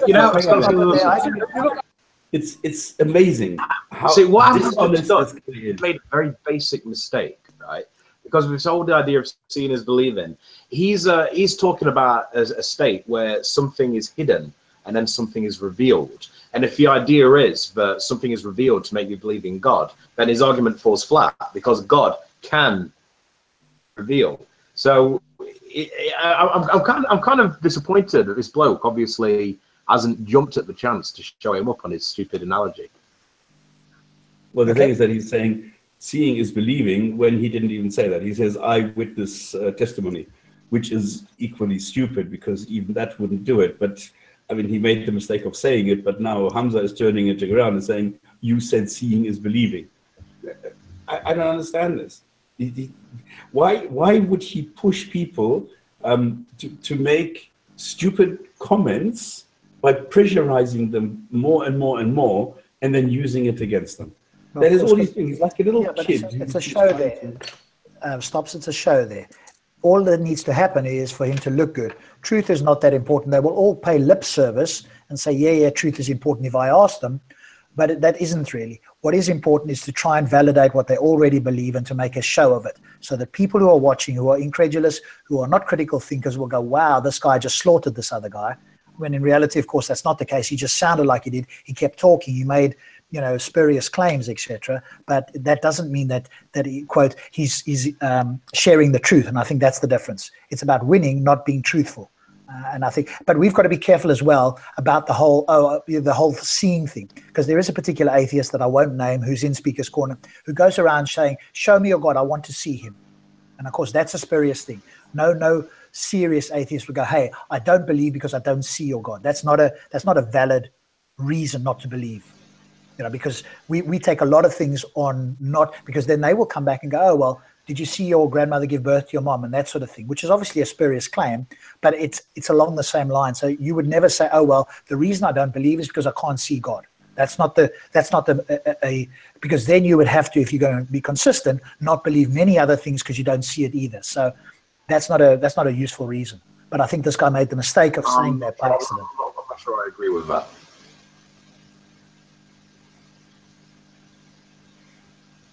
Even circumstantial evidence is enough to prove someone guilty of a murder. Can you look at the sun? If there's look at the sun. there's enough Look at the sun. circumstantial evidence. Can you look at the sun? Yeah. No, keep looking. Keep looking. Yeah, I see No, it. keep looking. Keep looking at it. No. Keep looking at it. Just look at the sun for 20 seconds. Hold on. Can you look at the sun for 20 seconds? No. I don't know what the point is of looking at the sun. That was an You awful analogy. You can't even look at the sun for 20 seconds. So how you claim you can see something?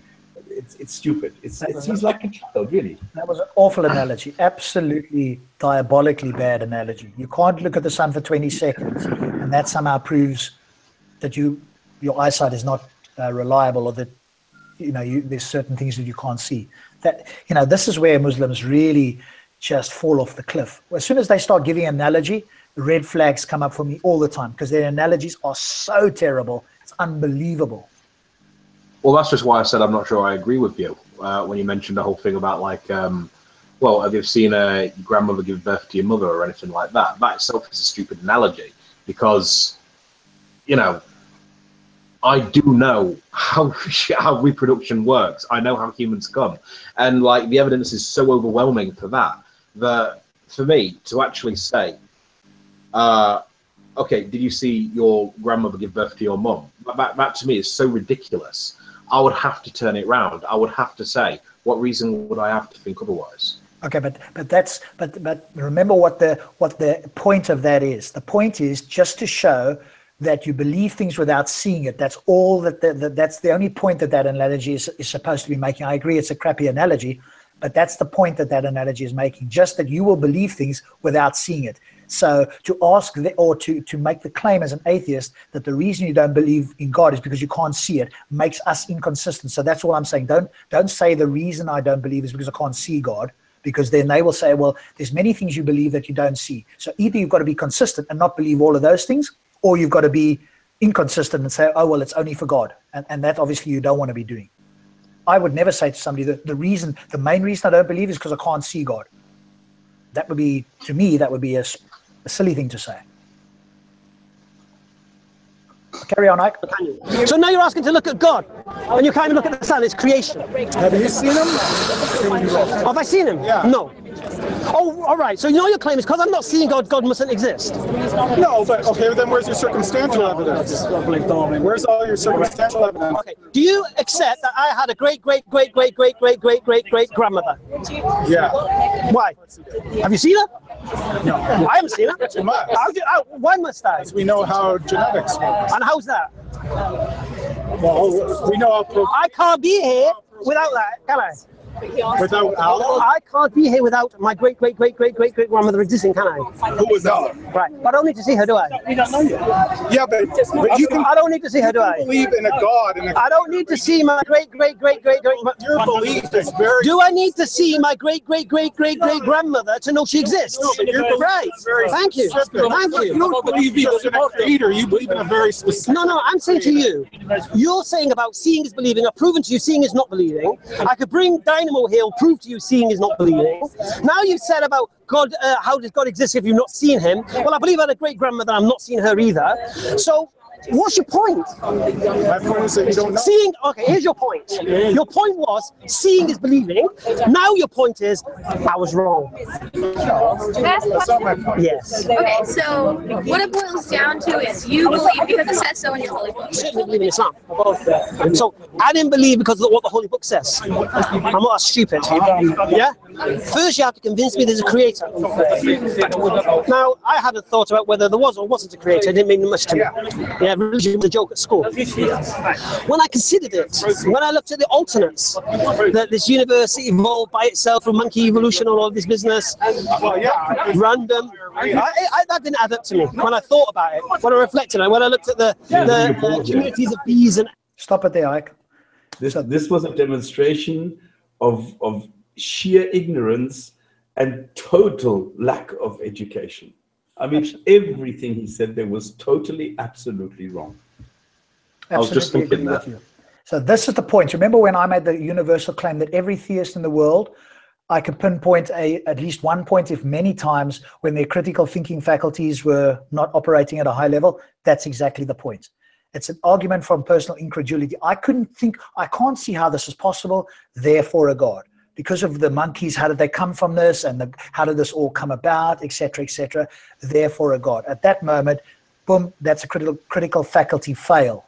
And he just demonstrated it beautifully there. Every theist I would ask, if I ask Marshall, if I ask any theist, and I just question them enough, they will say something like this at some point. And you go, ding, that's the point where you should not have believed. You should have been using your critical thinking and go, no, I reserve judgment, or I reject that because I don't know, or it's not been proven. But that's where the theists fail. Yeah, but the girl doesn't notice this. She's not trained. No.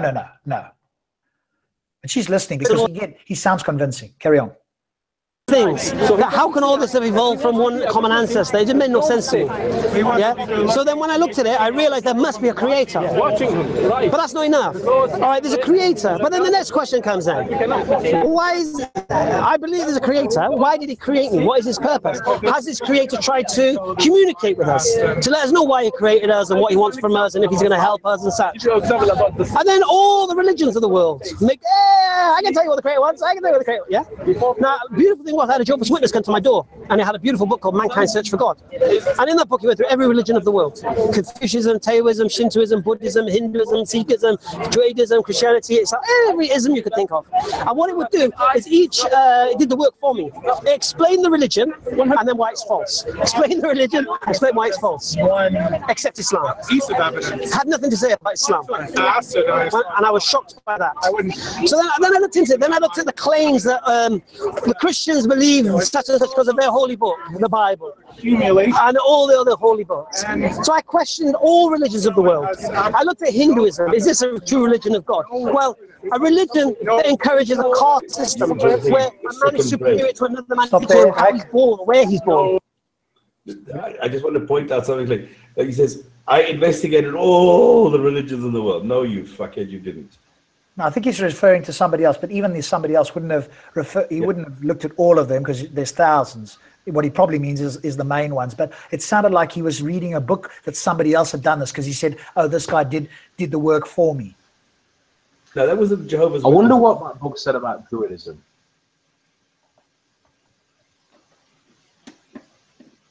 You'd have to read it, I guess, to see. Huh?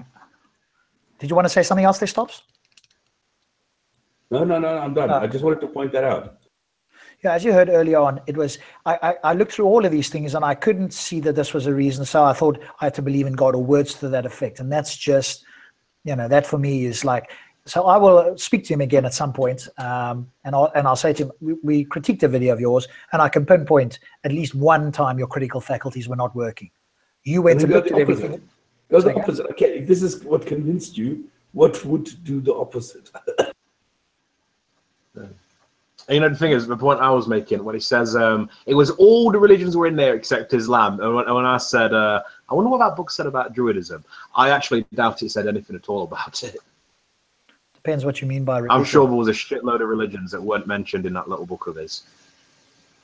Yeah, so I think he's just using a generalization. I wouldn't hold that against him necessarily. What he's probably meaning is most of the major religions, not the sort of fringe religions. But it doesn't matter anyway, one way or the other.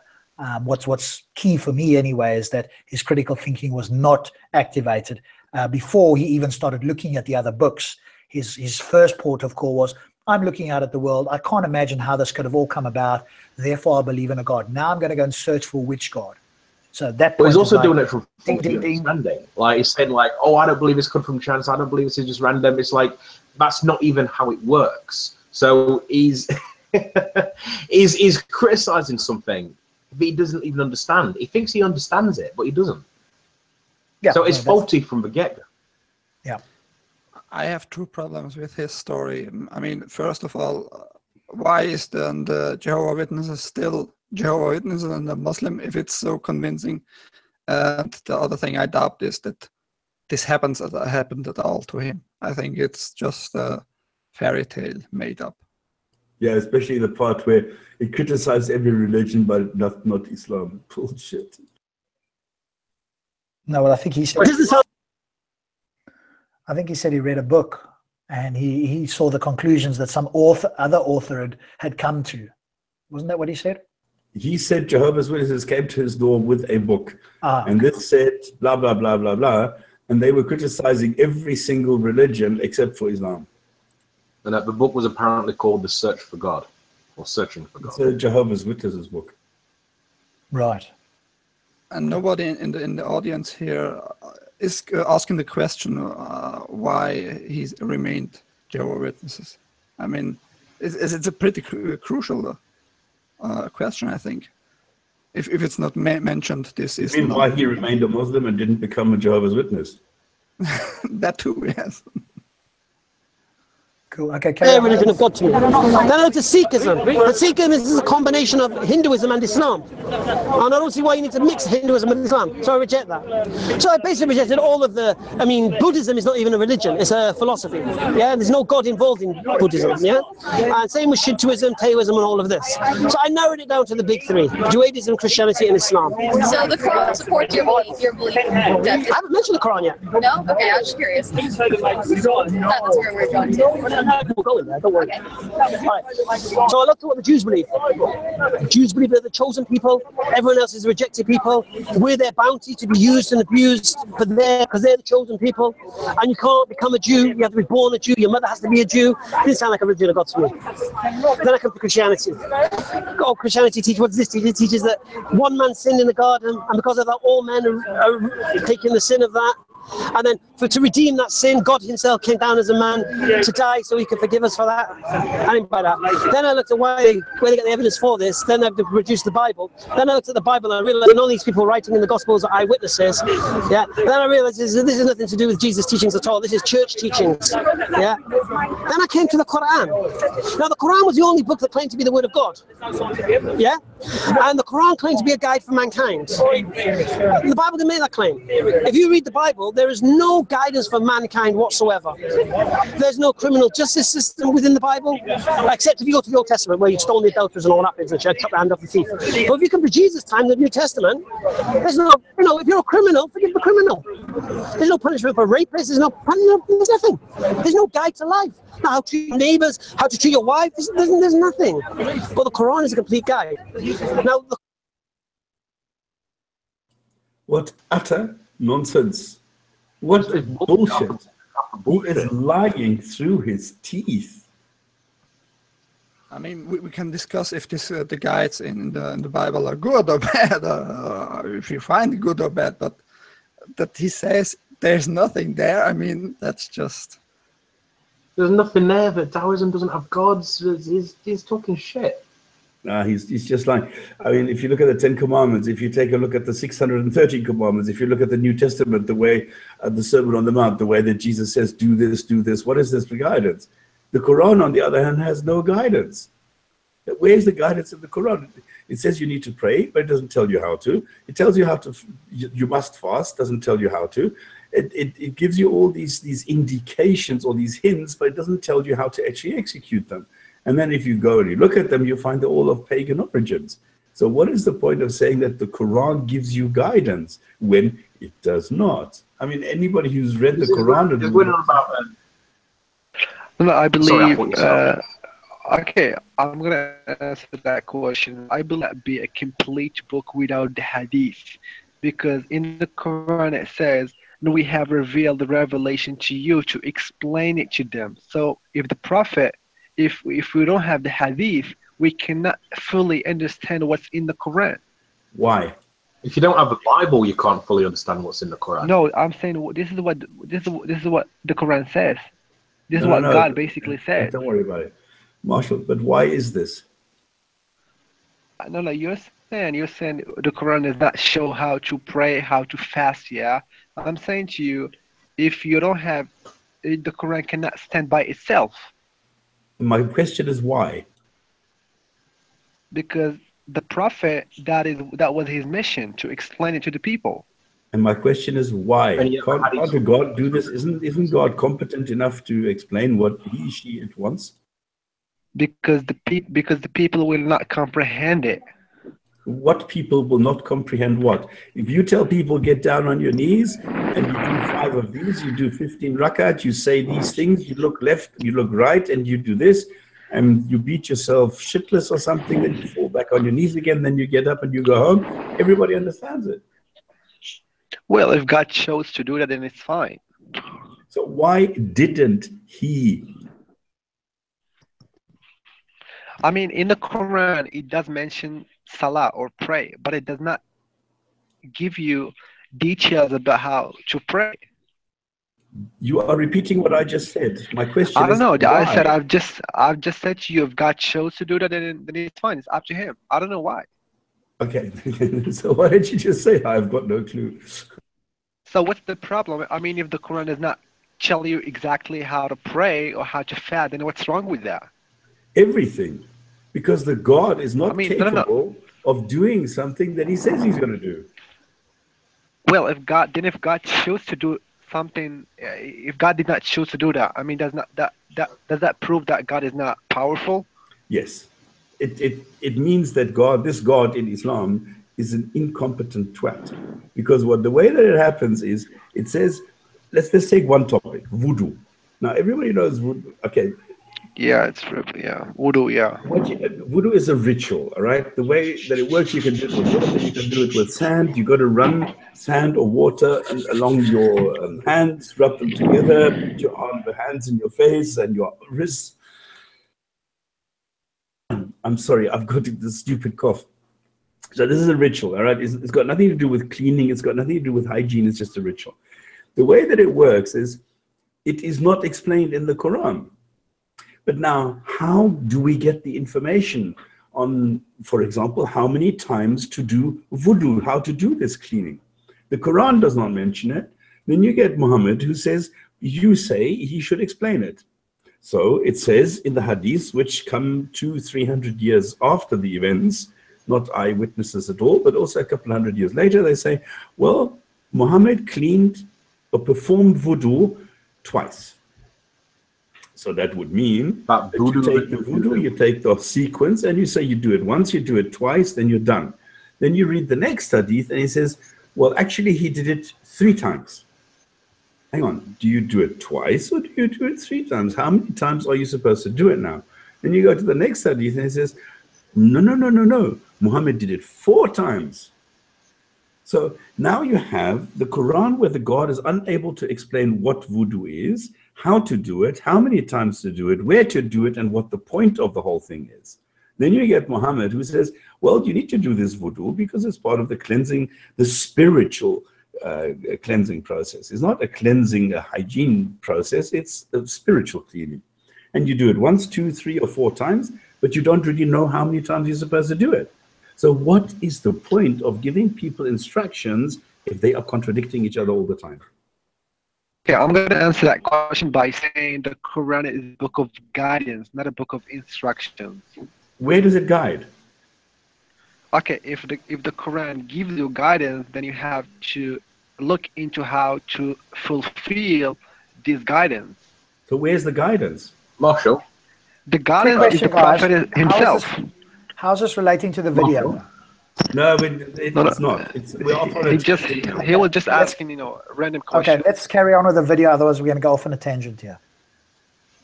Comes with something which the Bible avoids. The Quran has what's called a falsification test. Now this is miraculous for any religious book to have a falsification test. And this is what scientists use. Let him do the falsification, then we can stop it. So once he's done both of the parts, then we'll stop it. That's what I'm asking, because we've covered this so many times. I don't know if we should actually go into this and explain it once again.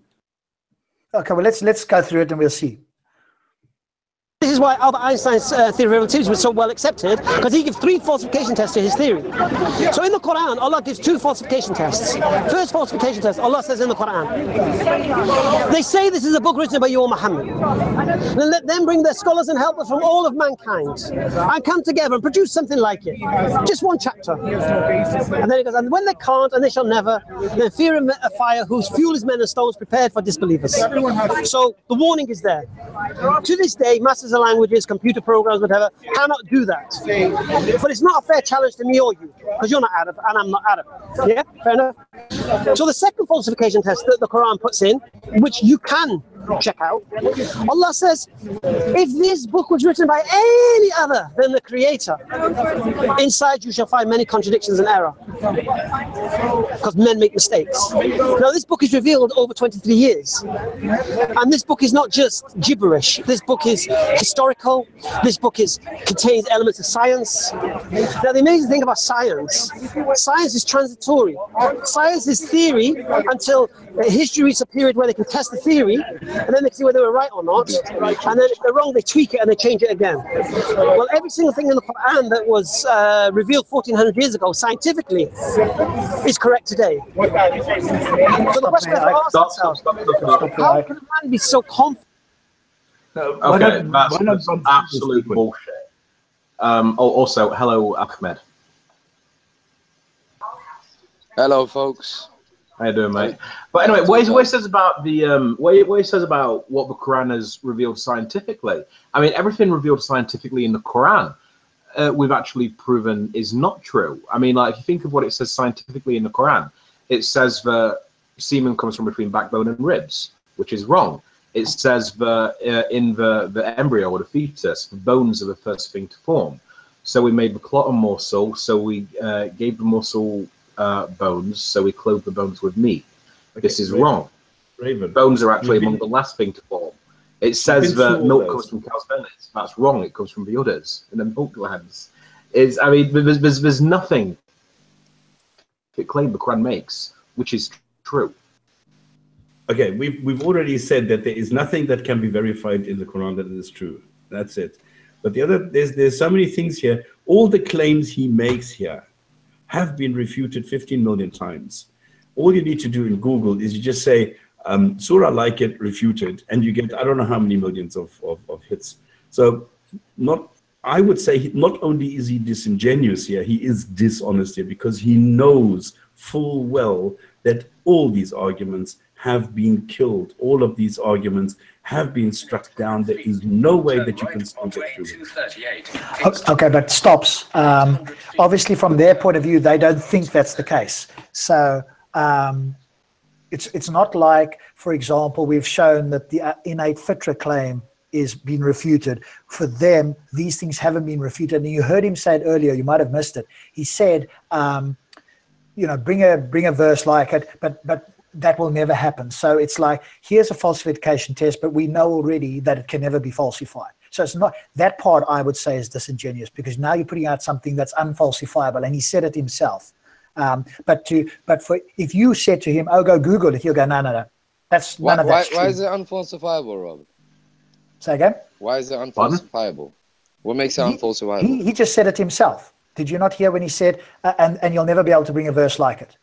So here's the test, but you'll never be able to bring a verse like it. He said it himself. He's not saying it's unfalsifiable. He's saying because he's Muslim, he's accepting that the book comes from God, and therefore no one can falsify it. So he's therefore speaking it's unfalsifiable. He's speaking from a Muslim point of view. Why would you say it's unfalsifiable? Because we're talking about what he said. No, the statement that I'm asking makes, if you agree or not. Do you agree that it's unfalsifiable, or? Yes, I agree it's unfalsifiable. And why would you say that? From a Muslim point of view, because no matter what I bring, no, from a Muslim point of view, yes, it's unfalsifiable. But that's the only thing that counts. Yeah, Rob, can I just say, I know what this guy is trying to do. Basically, no, it's not unfalsifiable. I'll write something, and I'll say it's just as good, and no Muslim will accept it because they think it's unfalsifiable. That's what I mean, yeah. Exactly. No, but it doesn't. The challenge doesn't have to be. Well, the thing there is, though, right? You've also got to question. Just wait, Raven. Let him finish there. He was saying something. Hang on a second. The point I'm making is a Muslim doesn't have to be the one that verifies whether you falsified it or not. It could take a person that speaks the language of that time very well, understand the concept of the message, i.e., the message is supposedly from God. It's poetic. It uses it speaks in a rhythm, etc., whatever format the message is in, just another verse of that same format but better, and all it would take is someone who's academically learned and speaks the language very well. It doesn't have to be. You know, you've just committed bid'ah, right? Huh? Ahmed, you know you've just committed bid'ah. I watched one of your videos earlier on, and I think you got the wrong understanding of the concept of bid'ah. But please tell me why you would say that. Well, bid'ah means innovation. It's basically adding things on. Yes, but I'm not adding anything to the religion. Well, no, what so you it's just not said bid'ah, right then, there is it? Huh? Okay. Let me just explain my reasoning. Yeah. What the Quran actually says, right? It doesn't say bring it like this poetically. It doesn't say lyrically. It doesn't say any of that. That's actually an assumption. This is just what, particularly Muslims. Can I just interrupt you there? You know, when I speak to Muslims from the Middle East, right? I speak to Muslims in Iraq. I speak to Muslims in Yemen, and a lot of them, they actually have a different understanding when they read in the Quran. I used to think it was just that because I was mostly listening to Western Muslims, but then I actually started speaking to Muslims who were in an Islamic society and culture that has been an Islamic society and culture for 1,000 years. And their understanding is that when the Quran says, if this is from other than Allah, bring something like it, it literally means bring something like it, because this could have only have come from divine origin. So like, was this Iraqi Sunni Muslim I was chatting to, right? And we got talking about this challenge. And we got talking about his part in the Quran, where it talks about how a slave can earn his freedom. Can you do the next one? And what I did, I showed him Roman law which predated the Quran by centuries, which said that exact same thing. Sorry, what? And but that's just one interpretation. Now, if it is lyrical, I know this. I used to be friends with this girl who was an ex-Muslim, spent a lot of time in Saudi Arabia. She'd memorized the Quran, fluent in Arabic, and I just says to her, okay. So bearing in mind, she fits every criteria that you just said. I came up with a verse just on the spot, talking to her. It was something like, "Who believe, bend not to passion." Raven, do the nutshell version, please. Come on. For Allah is all-knowing, wise. Said to her, "Would you believe that was from the Quran?" She said, "Yes." She fits the criteria you just given. So whether it's lyrically or whether it's just what my Iraqi Muslim friend his interpretation, with both those interpretation, boom. Right. I would simply say it really is not up to the person. I mean, at the end of the day, the verse is pretty clear. It clearly states, bring a verse like it. So I'm not, by me saying it needs to come in a certain context, it wouldn't be just mine, would it? Sorry? Ahmed, I was saying, like, I actually did that. I brought Roman law, which predated the Quran by centuries, which said the exact same thing. No, but you bringing the Roman law in regards to the slavery and all of that has nothing to do with producing a verse like it. Like, that's a completely separate. Well, it does, because that verse actually said, "This is how a slave can earn their freedom. This is the word of God, divinely given." And oh, look, there is nothing in the Quran about a slave earning his freedom. If I remember correct, if I remember correct, if I'm wrong, can you read that verse for me? Okay, we're going way off here. We've done several shows on this. We've demonstrated that it's dishonest. We've demonstrated that it has been done. We've demonstrated that it's utterly ridiculously stupid. So this topic is killed very much. And we don't need to go into all the arguments again that we've already made. We don't need to repeat everything and go into start into Roman law and things like that. I can respect that. Ahmed, I think I've come late, so I haven't heard any of those arguments. No. We've done entire. I'm prepared to leave it. Okay, Ahmed, I think you're wrong, because that challenge is not meant for Rob or Raven. It was meant for the particular people at that time. We've done all this. Everything he wrote. Yeah, but it's not. No, Ahmed was challenging Raven to bring a verse like in the Quran, but it was not meant for him. I don't think it was meant for those people.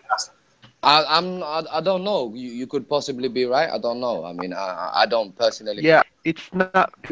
There are two challenges in the Quran. One is meant for every single human being, and the second one was only meant for a certain people. Those are people.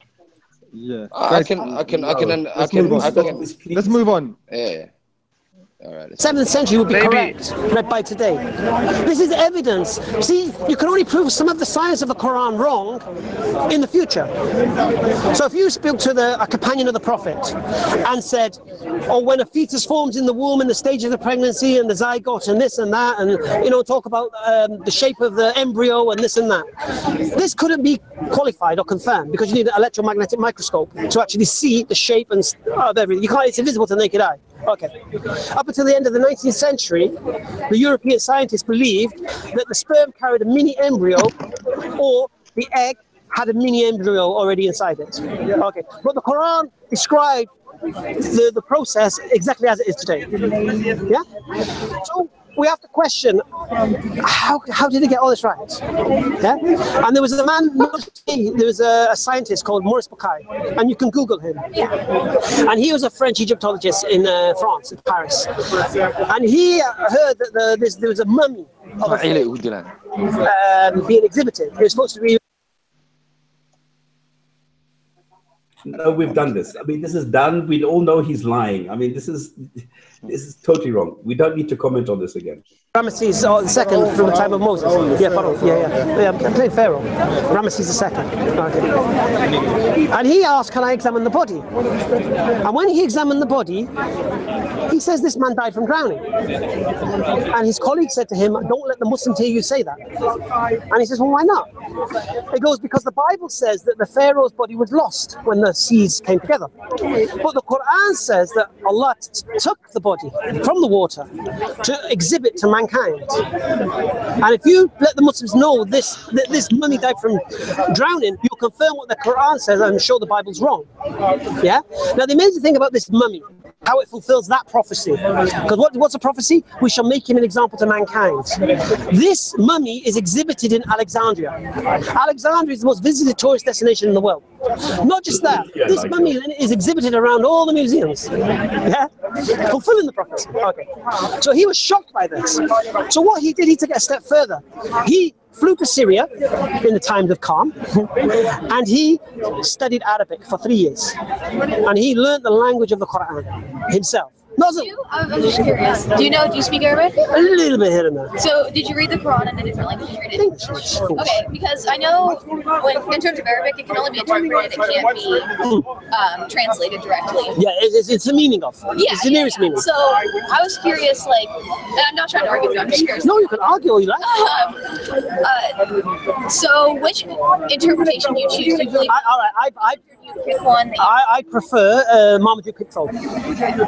Yeah, because I don't think he embellishes. Because a lot of the other interpreters, in brackets, you'll see a lot of things, which is their own interpretation. And like, for example, there's one Muhsin Khan, and Muhsin Khan was born in Afghanistan, and he grew up in Saudi. So you'll see his translation has a lot of things in brackets. Yeah. And then you have Yusuf Ali, who was commissioned by the English to do his Quran. Do you get me? And what Marmaduke Pickthall was, the difference between him is he was already an author. He was already a writer. Okay. So the style, he does it in theys and thous and, you know what I mean, Shakespearean, really nice. But he doesn't embellish. He doesn't try to interpret meaning. He tries to translate direct. Yeah. Do you get me? And I'll be honest with you, he'll do a much better job translating from the Arabic to the English than I would from learning Arabic and trying to translate it myself. So look, I don't need to reinvent the wheel. Yeah, so that's already done. So what do you say to the people who do interpret it in a different way? Because like I remember reading, there's a passage that can in the Quran, and it can be interpreted. Give me an example. I can't remember exactly what it said. What's it referring to? Like treat your wife equal to you, right? And like only go to bed with her when she agrees to do so. And then there's another one that was like beat your wife, and you know, and both of them were interpreted correctly, but like you get to choose which one. No. It's the same verse. Yeah, it's the same verse. Right. But, like, Yeah. No. What you got to understand is when you say beat, what do you mean by beat? I don't remember. No. We go there. Don't mind. Yeah, you punch him in the face or whatever. All right. Now, in the Quran it says to pray, but it doesn't show you how to pray. And then the Prophet shows us how to pray, and we pray as the Prophet prayed. And the Quran says to fast, and we don't know how to fast. It doesn't describe how you fast. And then the Prophet shows us how to fast, and it says beat your wife. The Prophet shows us how you beat your wife. Well, what's interesting is like Muhammad is so into like equal treatment of both men and women. And it's so great about him, and so I think it's strange that they can interpret parts of it where they create where listen. So the Quran says beat your wife. So when the Prophet I don't understand what's going on here. I don't know whom to slap first. Where does this girl get this from? Where did she hear that Muhammad was so like into women and equal treatment of women when everything is exactly the opposite? And why, if Hamza is so honest and an honest Muslim, doesn't he correct her? You're being a bit dishonest yourself right now, because at the time of Muhammad, women were treated horribly. And compared to how they were treated after him, you would have to say he treated them better than the people of his time, at minimum. That's got nothing to do with it. At minimum. Then wait, Raven. Okay, well, if that's true, Raven, then why did the women of Medina made its new religion? Sorry, repeat that? Carry on, Stops. If that's true, then why did the women of Medina resist Muhammad? Raven, please wait. I know you're on a lag there, but Stops was speaking, so please wait for Stops to speak. Finish speaking, then jump in. I know you're on a lag there, but let Stops finish. He was making a point. You said that I am dishonest and that women were treated badly. What is your evidence for that? What is your source? Well, according to the history that I've read, I can't tell you what my source is at this particular moment, and it's not Islamic, but Arabs treated women horribly at that time. But you can't tell me where this comes from, where you get this from. This is just something you read somewhere. This particular moment right now, I can't, because this is not something that I've read recently. This is a long time ago, and I don't keep track of every single source that I read anything from, but it was not Islamic if that's what you're suggesting. No, I'm not suggesting anything. It's just very strange that I researched this and I went into Egyptian, Sumerian, Rome, Greek, Byzantine, all sorts of, well, even Jewish, Persian sources. I even went down back to the Nabateans.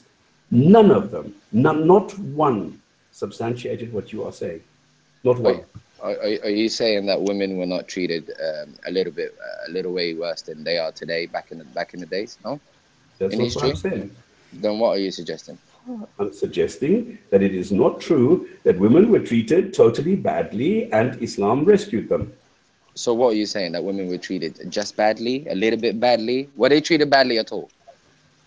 I'm not going down that road. What road do you wish to go? Do you wish to build a narrative here? I am saying, are you going to let me finish or are you going to talk? Go ahead, sir. Thank you.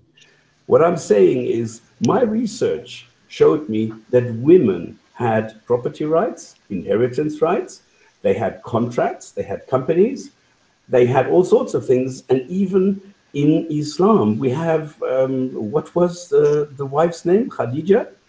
She Correct. was of a higher social status as Muhammad. She had her own company. She had property. She had everything. She had wealth. She gave Muhammad the status that he craved.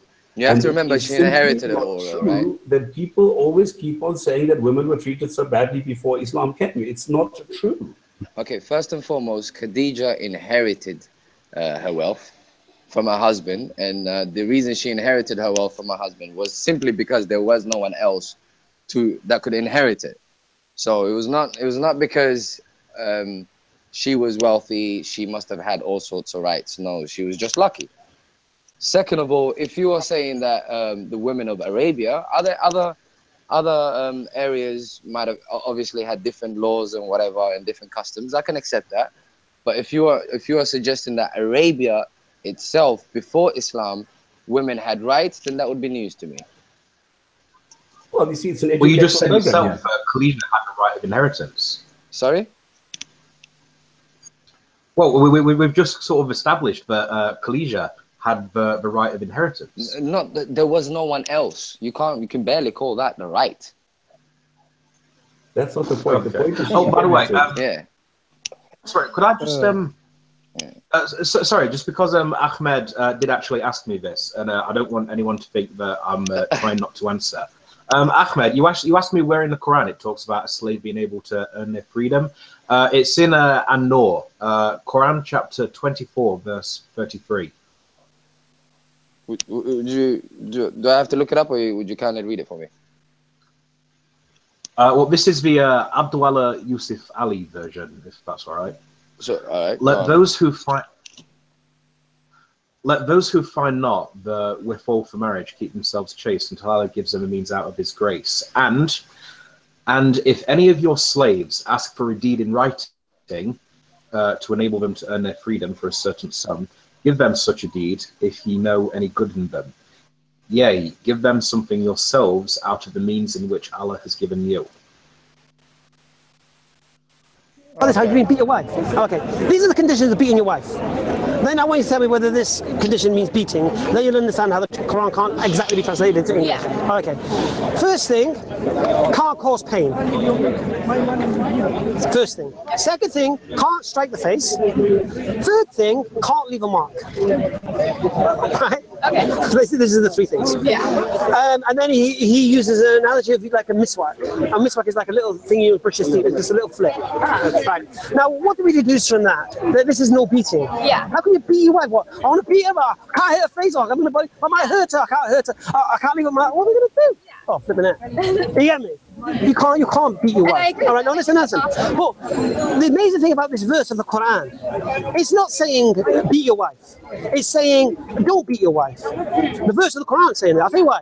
Because you've heard of crime of passion in English law. When someone comes home, finds their wife in bed with someone else, and then they can kill, even if they kill them, they have a defense in court as a crime of passion. Their emotions were so high, and they weren't thinking straight, and this was a one-off. Okay. Well, in the Quran, you come home and find your wife in bed with your neighbor, and you want to flip and slap her. You can't. Yeah? What do you have to do? Oh, what are you doing in bed with him? After that, what do you do? Oh, sleep on the floor now. Right? Yeah. And then after that, then you can. This is an example of what gives Muslim apologists such a bad name.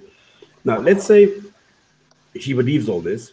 And of course, what they always do at the end is they push for a shahada. Okay, but now I've shown you how wonderful, beautiful, and everything excellent Islam is. Why don't you go and join us? Can I just say that's his opinion, by the way? The fine print or anything. And then if she says, well, let me first think about this. If she goes home now, and she goes to her computer and she goes to Dr. Google and says, dear Dr. Google, tell me, what is this wife-beating thing in Islam? And she will then get the facts, and she will know that this guy's been lying to her. And then she is going to go and say, well, everything that he said must have been a lie. So actually what he is doing is causing a lot of damage to Islam, because anybody who watches this video can do this. Actually, anybody can go and check what okay, what is being said here, what is being claimed here, and what reality is, and they can see that this guy is lying through his teeth. So why do it? How did he lie? You guys are making a lot of statements without backing them up. Ahmed, let me respond to you then. With regard, we've talked about this before, but let me respond to you again. What do you understand by the word beat? Well, beat can mean a lot of things. You can mean you could say beat it.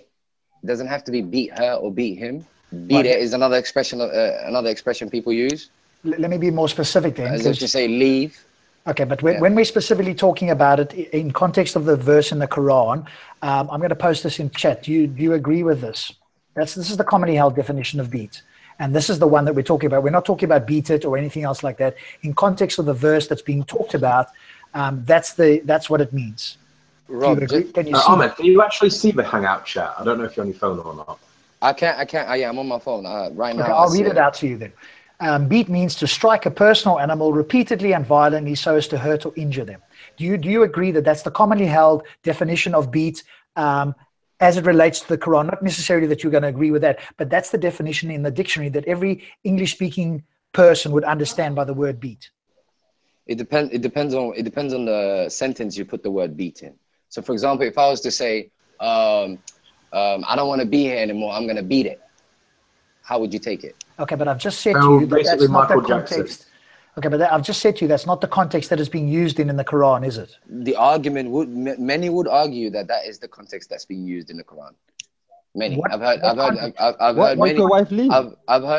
heard many scholars argue that the argument used in that context is to beat it, as in you leave. One, you don't share the bed. You don't share bed with her. No, that's just. I'm not going to say that you are saying this, but if you've heard that from scholars, that is plainly dishonest. That's not even incorrect. Fine. Why would you say that? Even the Muslims, but you even hearing it from Hamza here himself, and you'll hear it. He hasn't said it yet. We've stopped the video a little bit before the time, but you will hear him say that you use this little feather-like thing. That doesn't refer to like get away from me. There's no Muslim that I've ever heard that's actually said that. And if you really, I would love you to put in the chat or somewhere where you've got a video that a supposed scholar says that in fact the word beat means to beat it, otherwise get out of here, as opposed to strike somebody. Well. Also, Rob, it's not a feather. It's a little twig. It's like an Arabian toothbrush. Yeah. Okay. Speaking of a twig and all the rest of that, that's all extra. That's not in the Quran, first of all. Second of all, the term we have here is beat. So beat can be beat him or her. It can also be beat it. Let's not be disingenuous here and pick an argument for the sake of it. At the end of the day, but beat only just. Let me finish. Let me finish. At the end of the day, Arabic-speaking scholars insist that the word yadribihunna could also be used for beat it, not necessarily beat him or her. That's their argument, and none of us speak Arabic to that level where we can say no, it must not be that. Yeah, Marshall does. Marshall actually is an Arab. Arabic is his first language. Fine. You can ask me if Abu he's heard that also argument is an before. Arabic speaker. I think the main point. So we got 2 people on this chat that are Arabic speakers. You can ask them if they've heard that argument before. As a matter of fact, look at it in English. Beat him, beat it. It's not that far-fetched. It is that far-fetched. Okay, it's linguistics. But do you think the Quran says, do not beat them? Do I think the Quran says, do not beat them? Yes, that was my question. I don't think it says beat them. So I have no reason to assume that it should say do not beat them, because it doesn't say beat them either. As far as but this is the claim made by Hamza. It says do not beat them. Well, I think what he's using there is basically, in Islam we are not to hurt people's faces, and we are not to cause bruises, and we are not to cause bleeding. And you think that's correct? You think that's good? No, but that's in general. That's in general. Like, as a matter of fact, even if I was to fight you, it is recommended that I wrestle more than I box. You understand what I'm saying to you? Because I'm not to harm. That's not good advice. Well, that's separate. Let's Ahmed, not start that now. Do anything that you want, as long as you don't beat her face. I think what he's using, he's applying the Islamic way of well, if you're gonna have a fight, then don't hurt people's faces or cause bruises. So he's just applying that to this. Okay, that's what I think. Let's stop it for the moment, and I can. So, Ahmed, are you a believing Muslim? Absolutely. You a Quranist? No, I believe in the Quran and the Sunnah. Okay, so do you accept the authentic hadiths, Bukhari, Muslim? Like, do you accept them as true, or is it something you don't, or? No, the way, see, personally, well, it's not actually. No, this is all of us. A hadith cannot contradict the Quran. So as long as a hadith does not contradict the Quran, and then it can be proven to be authentic, then I'm all ears. Okay, so what if I told you there is an authentic hadith which talks about a woman, Muhammad.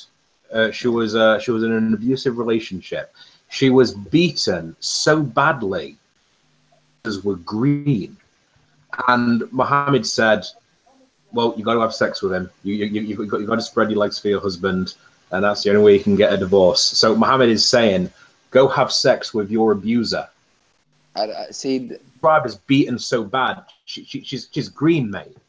That would that's easy, because that blatantly contradicts the Quran. So it cannot. Only if you understand the beat is correct. Huh? No. It's not my understanding of beat. No Muslim. See, my argument was, some scholars argue that the sentence is beat it, not beat him or her. That was my argument. However, no Muslim will say, literally no Muslim will say, that beating someone to the point where you are causing them harm, any harm, is allowed in Islam. No Muslim will utter that. Yes, they do. Find me a Muslim that will say that. There's lots of them that do it and say justify it. I have not heard. How many terrorist organizations do you want me to list? You're just making up nonsense. That's people. See, and you're talking about people. We're adults in it at the end of the day. All I'm saying is, if you are going by according to Islam, there is nothing in Islam that allows you to harm any human being. That's nothing. I can't believe how sad. Bring proof. Bring proof. Sad, Listen. Bring proof. You're not going to manipulate me. I know that's what people literally rely on when it comes to Islam, is emotional manipulation. Bring proof. Okay. Where in Islam does it say you can? Aki. Channel no one here is airing a segment that taught women how to cover signs of domestic abuse. The demonstration showed a makeup. Okay, we're just saying our opinions. We're saying, okay, we read the text. This is what our interpretation is, and then you reply. There's no manipulation there, Aki. And that is disingenuous of you. Okay, the reason I'm saying there's manipulation is because, very simply, I know all of you have access to the Quran. If you've ever read the Quran, not only will you not find anywhere that what's it called again, allows you to go and harm another human being. You won't even find anywhere where it basically even indicates that is something you should do. So to bring up a hadith that completely contradicts the Quran and think that will hold weight, it's a bit silly, because the Quran is the book of Allah. You can't have a secondary book be in the primary. Okay, let's move on here because we'll actually hear Hamza. All right, come on, man. Realistically, anyone would love to beat their wife if they found their wife in bed. They'd flip. They'd beat the keys around them. They'd flip, as they do. I mean, in England, they beat their wives without reading the Qur'an. Yeah, the domestic abuse in England is out of control. Yeah? Without reading the Qur'an. Okay, but if they read the Qur'an, they couldn't do that. Yeah. So this is the irony. The Quran saying don't beat your wife. That's the point. But guess what? The Quran said the Quran doesn't say don't beat your husband. So you guys are all right. Yeah, so I think the thoughts of that, it is a peaceful religion. And so what do you say to the people who interpret it the other way? Interpret in what way? Like with jihadism. Okay, what is jihad? Jihad means... What does it mean in English? Doesn't it mean like you never attack first? No, jihad means to struggle. Struggle? Okay, yeah, I didn't remember. That's what it means to struggle. Qatala means to fight. Jihad means to struggle, to strive. So we strive against our own desires is one kind of jihad. Yeah, getting up for work in the morning is a jihad. Yeah, getting up for prayer in the morning is a jihad. It's a struggle. Okay. Now, if you're talking about fighting and defense, this isn't the story, because everybody fights and defends themselves. The Geneva Convention says everyone has a right of self-defense. So everyone has a right to defend themselves. Yeah. So are you referring to this specifically? Well, I mean, I just feel like sometimes Islam can be interpreted in a way that makes it violent when it shouldn't be. It's such a peaceful religion. Well, who's interpreting it this way? I don't know. Okay, how many Muslims are in England? I don't know. I don't live here. How many Muslims in America? 5 million, 6 million, maybe? Yeah. Are they all terrorizing everyone, beating everyone up? No. Yeah, they're if Islam was this religion of violence and terror. What your opinion of them is? Do you think they're interpreting the Quran incorrectly, or do you think of who? Of which one? Be specific. You have to be specific. Like, using Islam as a reason to be violent. Look, what the Quran says, oppression is worse than slaughter. So if you're in a situation where you're being oppressed, it's better to die removing that oppression from yourself than to live under subjugation. That's what the Quran says. Yeah. So again, if you're referring to what's happening in the world, I think you'll find every single Muslim country has been invaded. Muslim countries are not invading other people. They're being invaded. Yeah. So imagine China invaded America. What would the people of I mean, come on. I don't believe this guy. I mean, how can anybody lie so blatantly? I don't get it. No Muslim has ever invaded another country. That's all Muslims have done for thousands of years. I don't understand this. I'll give you that one. They did not attack Muslims in Arabia so that Muslims had to go into Spain to go and fight against them as a means of self-defense or something. And he goes and he sends every single Muslim country has been invaded. That's also bullshit. I don't understand what the fuck this guy is saying. Indonesia has never been invaded by whatever people when it was a Muslim country. The Spanish I don't understand what this guy is saying. Haven't the Spanish? Just asking. The Spanish invaded Arabia? I'm asking. No, Indonesia. No. That was the Portuguese, but that was before them. So he was correct, and every Muslim nation has been invaded. No, not every Muslim nation has been invaded. Give me a Muslim nation. What is a Muslim nation? It wasn't a Muslim nation. A nation occupied with majority Muslims. Okay, so like Persia. Yeah. Persia was invaded by Muslims. Yes, correct. Muslims have done a lot of invading. I'm not denying that. So when was Iran last invaded? Probably, I think it would probably be the Muslims. By Saddam Hussein. Oh, yeah. Back in the 80s. Yeah. I would not say Muslims are innocent, by the way. I would not say that. When was Kuwait invaded?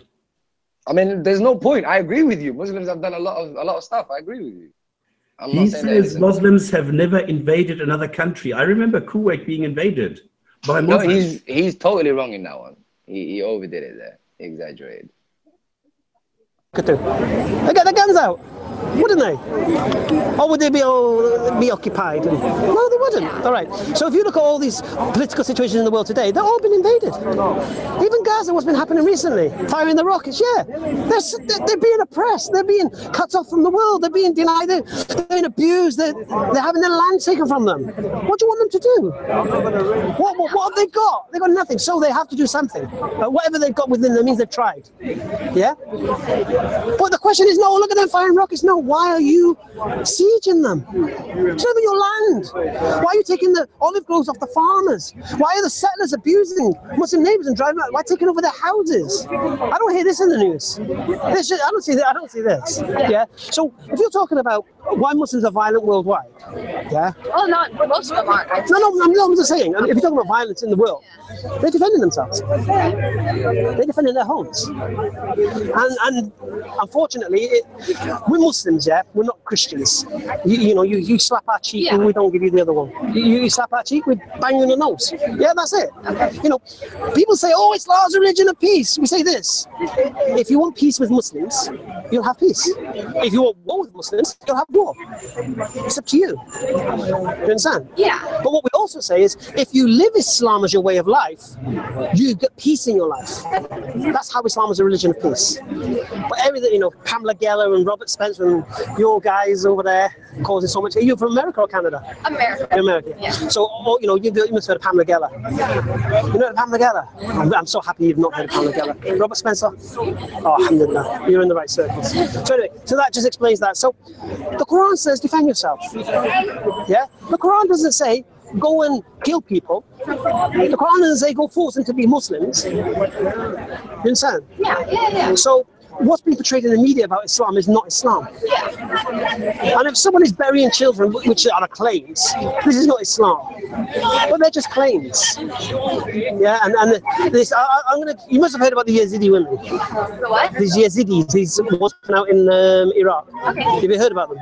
Apparently, this Islamic State went into Iraq, and these Yazidis, the innocent Yazidis, were trying to run away from them. Okay, yeah. Do you know the history of the Yazidis? Can I tell you something about them? Yeah, go for it. All right. I keep hearing this innocent, and it makes me mad. Well, listen. A while ago, there was a video on YouTube, and this is why you can't believe everything you see either. Okay, there was a video on YouTube, and it said an Iraqi girl being stoned to death by the tribal elders and the community for refusing to marry an 80-year-old man.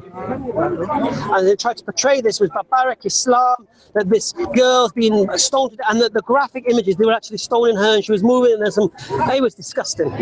But guess what? She was a Yazidi girl, and this Yazidi girl wanted to become a Muslim to marry her boyfriend. Yeah, and she'd been in security because the family wanted to harm her. Anyway, the family said, okay, we won't harm you, come home. When she came home, they dragged her out into the streets, and 1,000 villagers stoned her to death. And that's the story. Yeah. Well, look what the story was put out. Muslims, barbaric, nothing to do with that. She was killed for being a Muslim by non-Muslims. And when this IS, this Islamic State, went into that town, they took retribution on those who did that to her, and they renamed the town after her. But you'll never hear this in the news. Yeah. I'll just give you an idea. Now, what's going on over there, I have no idea, so I don't really comment too much. Do you get me? But there's nothing in the Quran that says go and harm civilians. And I think Islam is the only religion that dictates rules of war. Can't attack civilians, can't attack women, can't attack people working in the fields, can't cut down trees that grow fruit, and all of this business. Yeah? Usually you burn their farms, you siege them, you kill everyone like the Crusaders did. Islam is the only religion that has rules of war. America, I just for a second. Napalm. What makes me mad is this constant digging, this constant throwing around red herrings. Well, there was a Yazidi incident, and Yazidis are not as innocent as it's always made out to be. And therefore, now anything that Muslims do with Yazidis, that's all okay because there was one incident, whatever. And then he says all this bullshit about, but you're not allowed to do this, you're not allowed to do that. Hang on. If I look at the world today, that is exactly what is happening. And no, IS, ISIS, Daesh, whatever you want to call them, are not the good guys. There is nothing that he can say to convince me otherwise that they are evil. And there is no way that anybody should go defend them and say, well, it's actually not so bad. And if I go and look at all the incidents, all these bombings in Brussels, I mean, who the hell is occupying a Muslim country in Brussels? Nobody is. There is no self-defense in Brussels. Yeah. So there's no reason in my eyes to go and do that. If somebody is occupying some country somewhere, I don't know where, then please go and sort it out. That's why we have the United Nations. But you can't just go and do violence here, violence there, violence there, saying, well, Islam only allows it in self-defense, and then goes off and does exactly the opposite. Makes me sick. But stop spamming. As soon as he said that, because as soon as he said that, right, well, people doing this, Muslims need to defend themselves. I mean, I just thought, what the hell has Sweden done to end terrorist attacks? They are blonde and blue-eyed. Stop spamming. I'm coming right at you. Weren't you the one who said even the Nazis could do nice things? Couldn't that be applied to IS too? Yeah, of course. No. There are things that IS is doing that is great, but that doesn't make them good. The Nazis did good things, but that doesn't make Nazism good. No. So to be fair to our orange-bearded Hamza here, he didn't say ISIS is in general good. He just brought up one story. If it's true or not, that's another different thing. Just one story, what was good, and not that he. I didn't hear that he said IS is good in general. Yeah, but ISIS would use the same justification as what he explained. It's an amazing thing, though. It's like saying, I mean, the Nazis did X, Y, and Z, but I'll tell you one thing: they made the fucking trains run on time. Yeah. Can I ask you a little question, though? Something I've always wondered for quite some time, actually.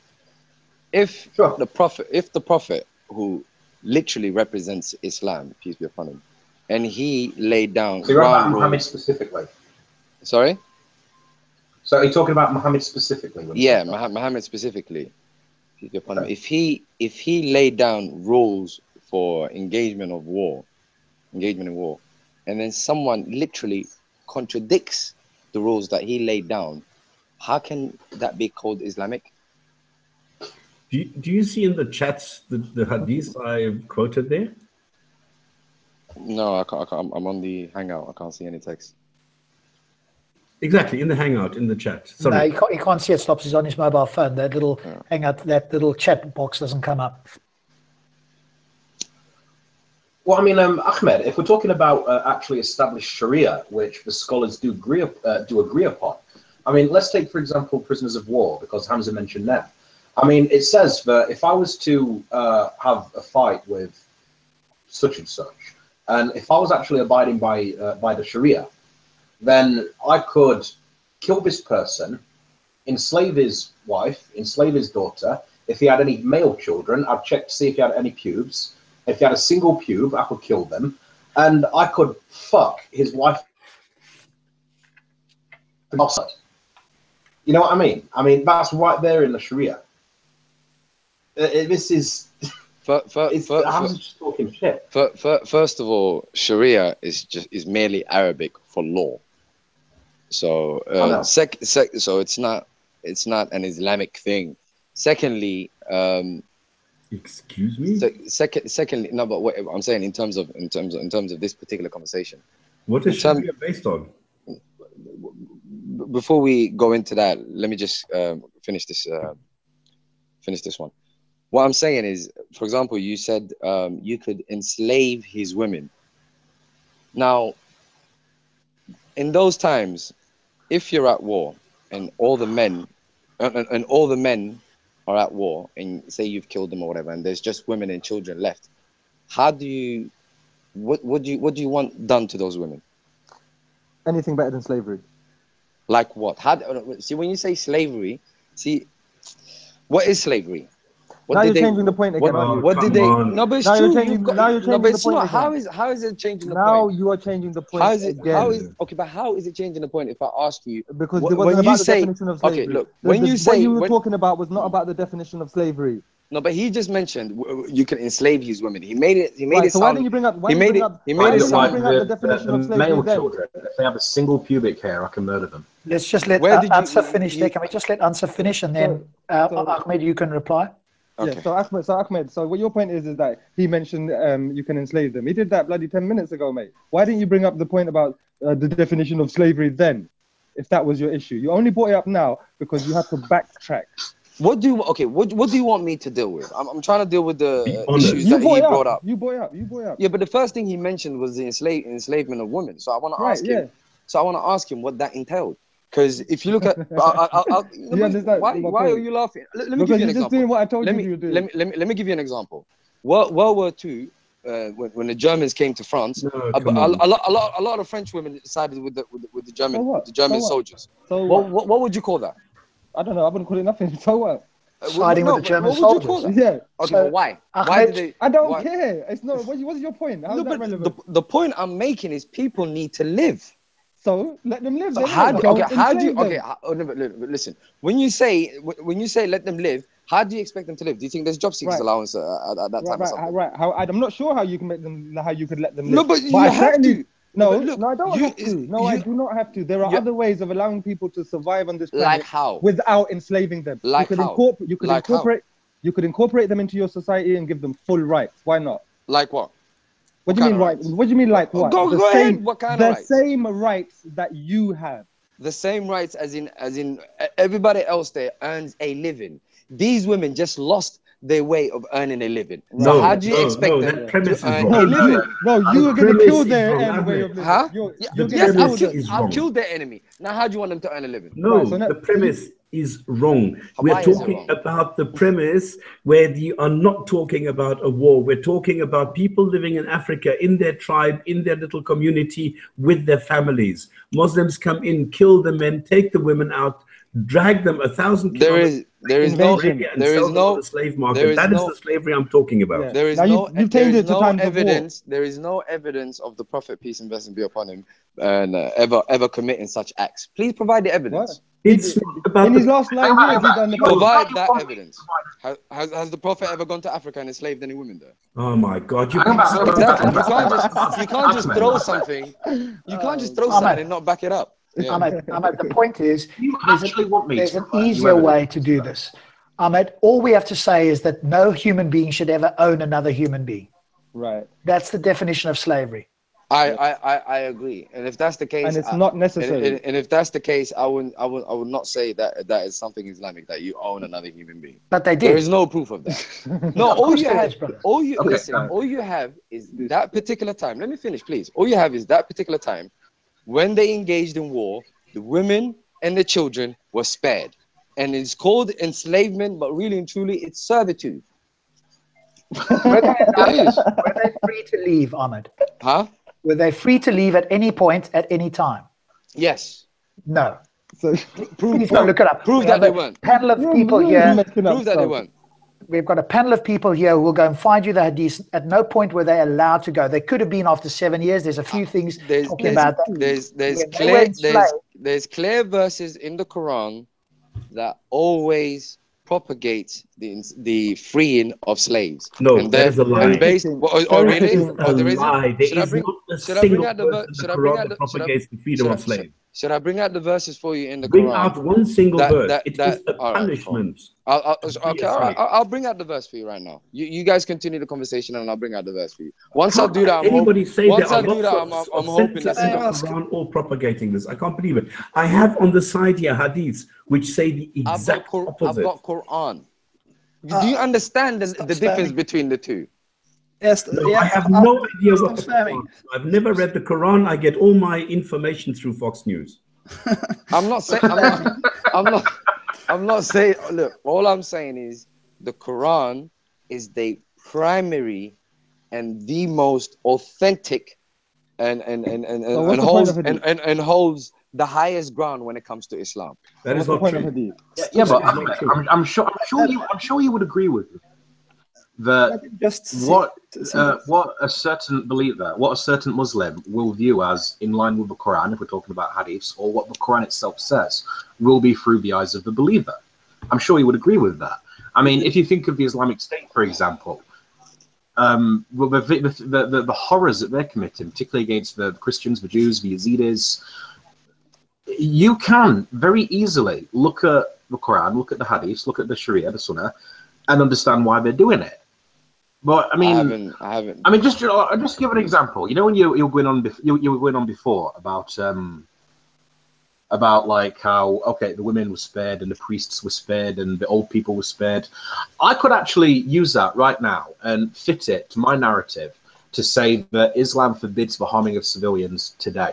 I could very easily say that, because back in Muhammad's time, if we think of the context, pretty much every man back in those times, in those tribes, was a potential threat. Every man knew how to use a sword, knew how to use weapons. So every man, by definition, was a threat, was a combatant. Whereas if we think of today, our situation is very different. You got lots of grown men walking down the street that have never been in a fight in their life, or the last time they were in a fight, it was 12 years old on a school playground. So I could very easily use the context of what men were like in that society and time, and then look at the ones that weren't a threat and say, okay, that is civilians. And I could apply it now and say, well, if we look at that in the spirit and we apply it to this context and times, well, you cannot harm civilians. They are not warriors. They are not a threat. Most men, in that case, what you know, the last time they were in a fight were 12 years old. So, I mean, I could very easily do that. You couldn't, because what you will find is that in those times, they used to meet up outside of society and literally know what they were meeting up for. So there was no such thing as, oh, I can just point at anyone and say, oh, this one's an enemy and this one's a civilian, and literally at random pick on my convenience. What you're trying to paint there just will not fit the standard. But why couldn't they have chosen to attack So people? you're saying that I cannot fit a standard in saying that Islamically it's forbidden to kill non-combatants? Islamically, if you're going to fight, Islamically, first of all, the only way you can fight is self-defense. So therefore, you would only you can laugh as much as you want. Well, against gay people, yes. Can I ask something here? Islamically, the only way you can fight is self-defense. Yeah, gay people, yeah, self-defense. Okay, so what then it comes to what you call self-defense. What do I call self-defense? Well, if you think, for instance, of Sophia, when her tribe were exiled from their homes, they found a new tribe. Now, some people actually try and justify this by saying, well, they attacked Muhammad. Okay, yeah, they attacked him, they were beaten, they were exiled, and then time went on. It's like they're living in exile, they're beaten, and then Muhammad follows them and, you know, raids them and things like that. So, I mean, that wasn't self-defense. That was pillaging for treasure. Where does he I mean, he got back, what's his name? Kiana, Sophia's husband. He set fire to his chest and tortured him to find out where the treasure was. Where's the evidence for that? Well, there's no evidence for any of it. This is religious. Where did you get this from? I haven't disgraced, really. Are we just going to throw statements? No, seriously. Yeah, where's the evidence? So basically, we're just going to go back and forth of how we feel about Islam. Do you want me to pull up the evidence for this? Raven, can you stop for once? I have just a simple question, which you can answer with a yes or no. Did Muhammad had slaves, yes or no? Ahmed, this question is for you. He had prisoners of war, yes. That's the only ones he had. He had prisoners Maria of the war. Copt was a present. This is going nowhere. Ahmed, you're a disgrace, really. Why can't you be honest? I don't understand. Tell me. You can come here and you can argue with us. You can come and bring Islam here. You can do everything, but don't lie to us. If I am wrong, Islam. Guys, look. If I am wrong that he had anything but prisoners of war, please tell me if he's ever let me finish, please. If he's ever bought a slave, or B, then who has he ever bought? It's in the hadith. You can read. He bought 3 slaves. Who are those Muhammad 3 slaves? bought 3 slaves. Who are those 3 slaves? Do you want me to give you the names, their addresses, telephone numbers, email addresses, or what? Was any of them men? Are you talking about women or were they men? Men. Guys, can I speak for a second? Guys, can I speak for a second? If you can tell me where to find that, I'll look it up myself. You are the Muslim. You are supposed to know your text. I'm the atheist. I know the text better than you do. I've never heard that Muhammad, peace be upon him, has ever bought a slave. Because you only cherry pick what you choose to hear. You choose to believe I'm not even arguing against you. I'm asking you to teach me here. If you're telling me you're wrong, if he told you that you're wrong, I could be wrong. I'm prepared to accept that. Just tell me where to find the information. And you're going to turn around and say, but was it a man? But was it a man? Or was it this? Or was it? You're just going to keep making up more and more rubbish, bruv. You've done it a number of times. Listen, my friend, I made it very simple. I asked him if he ever bought a male slave. He said yes. He told you yes. He said yes. Now give me the source for that. I'll go look it up myself. If it's true, and then you say it's not reliable. If it's true, I have no problem accepting that I was wrong. It's that simple. I don't understand why you're... but there's so many things that you've already denied which are so blatantly, obviously, and acceptedly true, just because you choose not to accept it. Such as what? Arguing, it's in the chat. There came a slave, sell him to me, and he bought him for 2 black slaves, and he did not afterwards take allegiance from anyone in Zandara. Sahih Muslim 3901. Allah's apostle. Happy now? I think I heard about this not long ago. Oh, really? A minute ago you said you've never heard of this. Did he free this particular slave? What's that got to do with it, bro? The argument is not whether he freed it. You said he never bought one. Here is where he bought a slave. If someone is enslaved and you buy them to free them, or if you buy a slave for yourself, the two are two separate things. The two are separate. Are they or not? Ahmed, so you're telling me if someone is enslaved and the only way I can free them is by buying them off that person, I am the same as someone who bought a slave?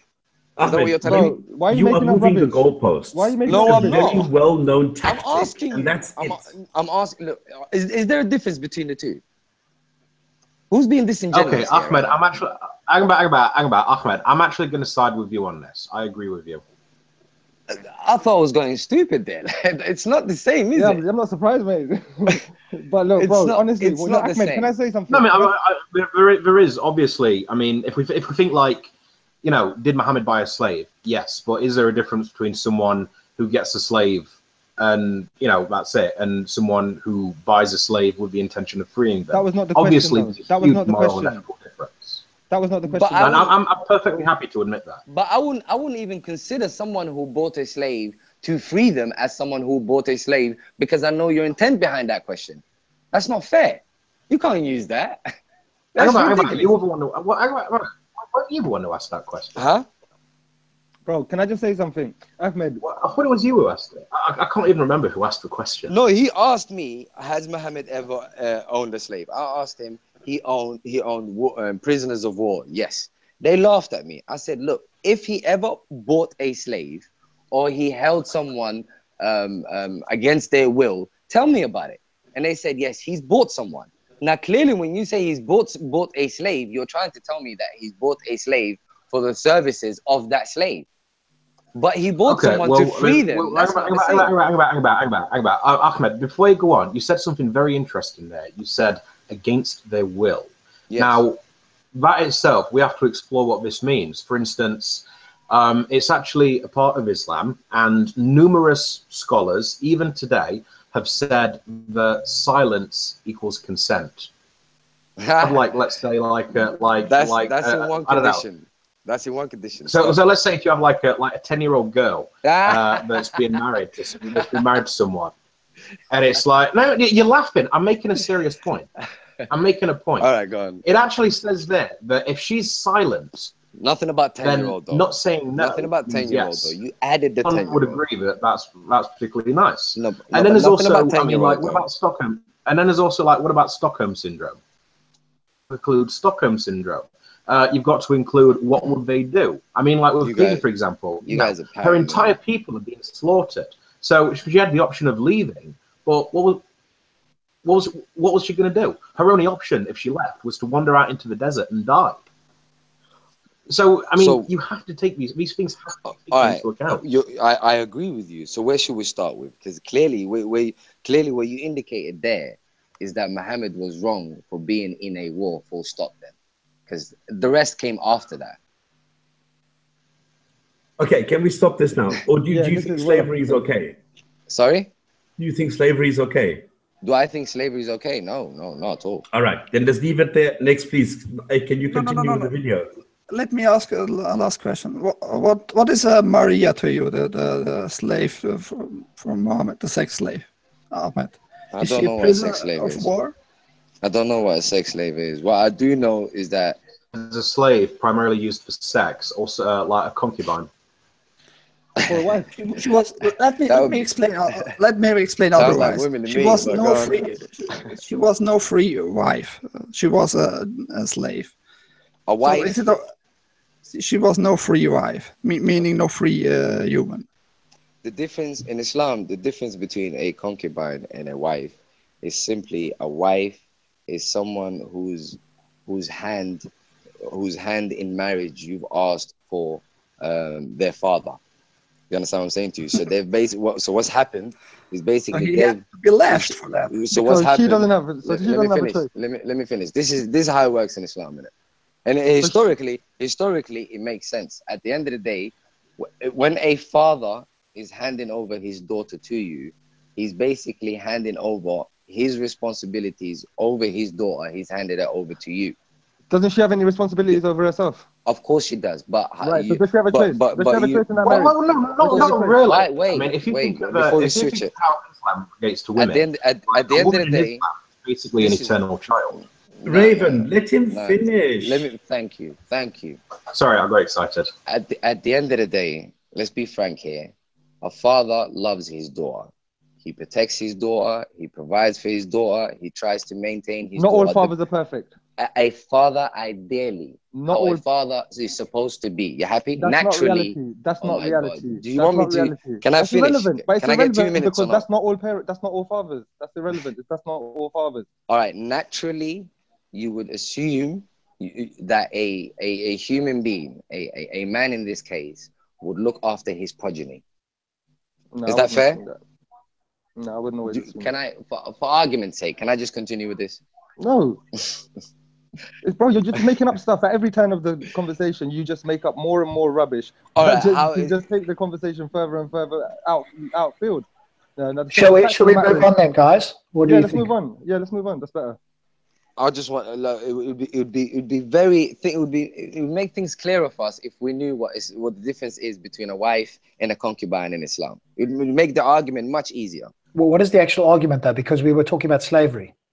Because what you guys consider to be slavery is really not that. What is slavery to you? I've said to you, the owning of one human being by another. Very simple. That is not what they consider. That is not what they meant by slavery. You need to stop smoking. Who's they? The people of that time. Did they? If the people that were called slaves, were they free to leave at any time? Yes. This is not what everybody else said. The people in Islam were. The people in Islam were. Are you here to make us laugh? Because you're the guy who's saying this. Prove otherwise. Huh? They were not free to leave. If they were taken as slaves, they were not free to leave. They were not. They was not taken as slaves. They chose to stay and live the only way they can by servitude. But listen, if this is so unbelievable, it just happened.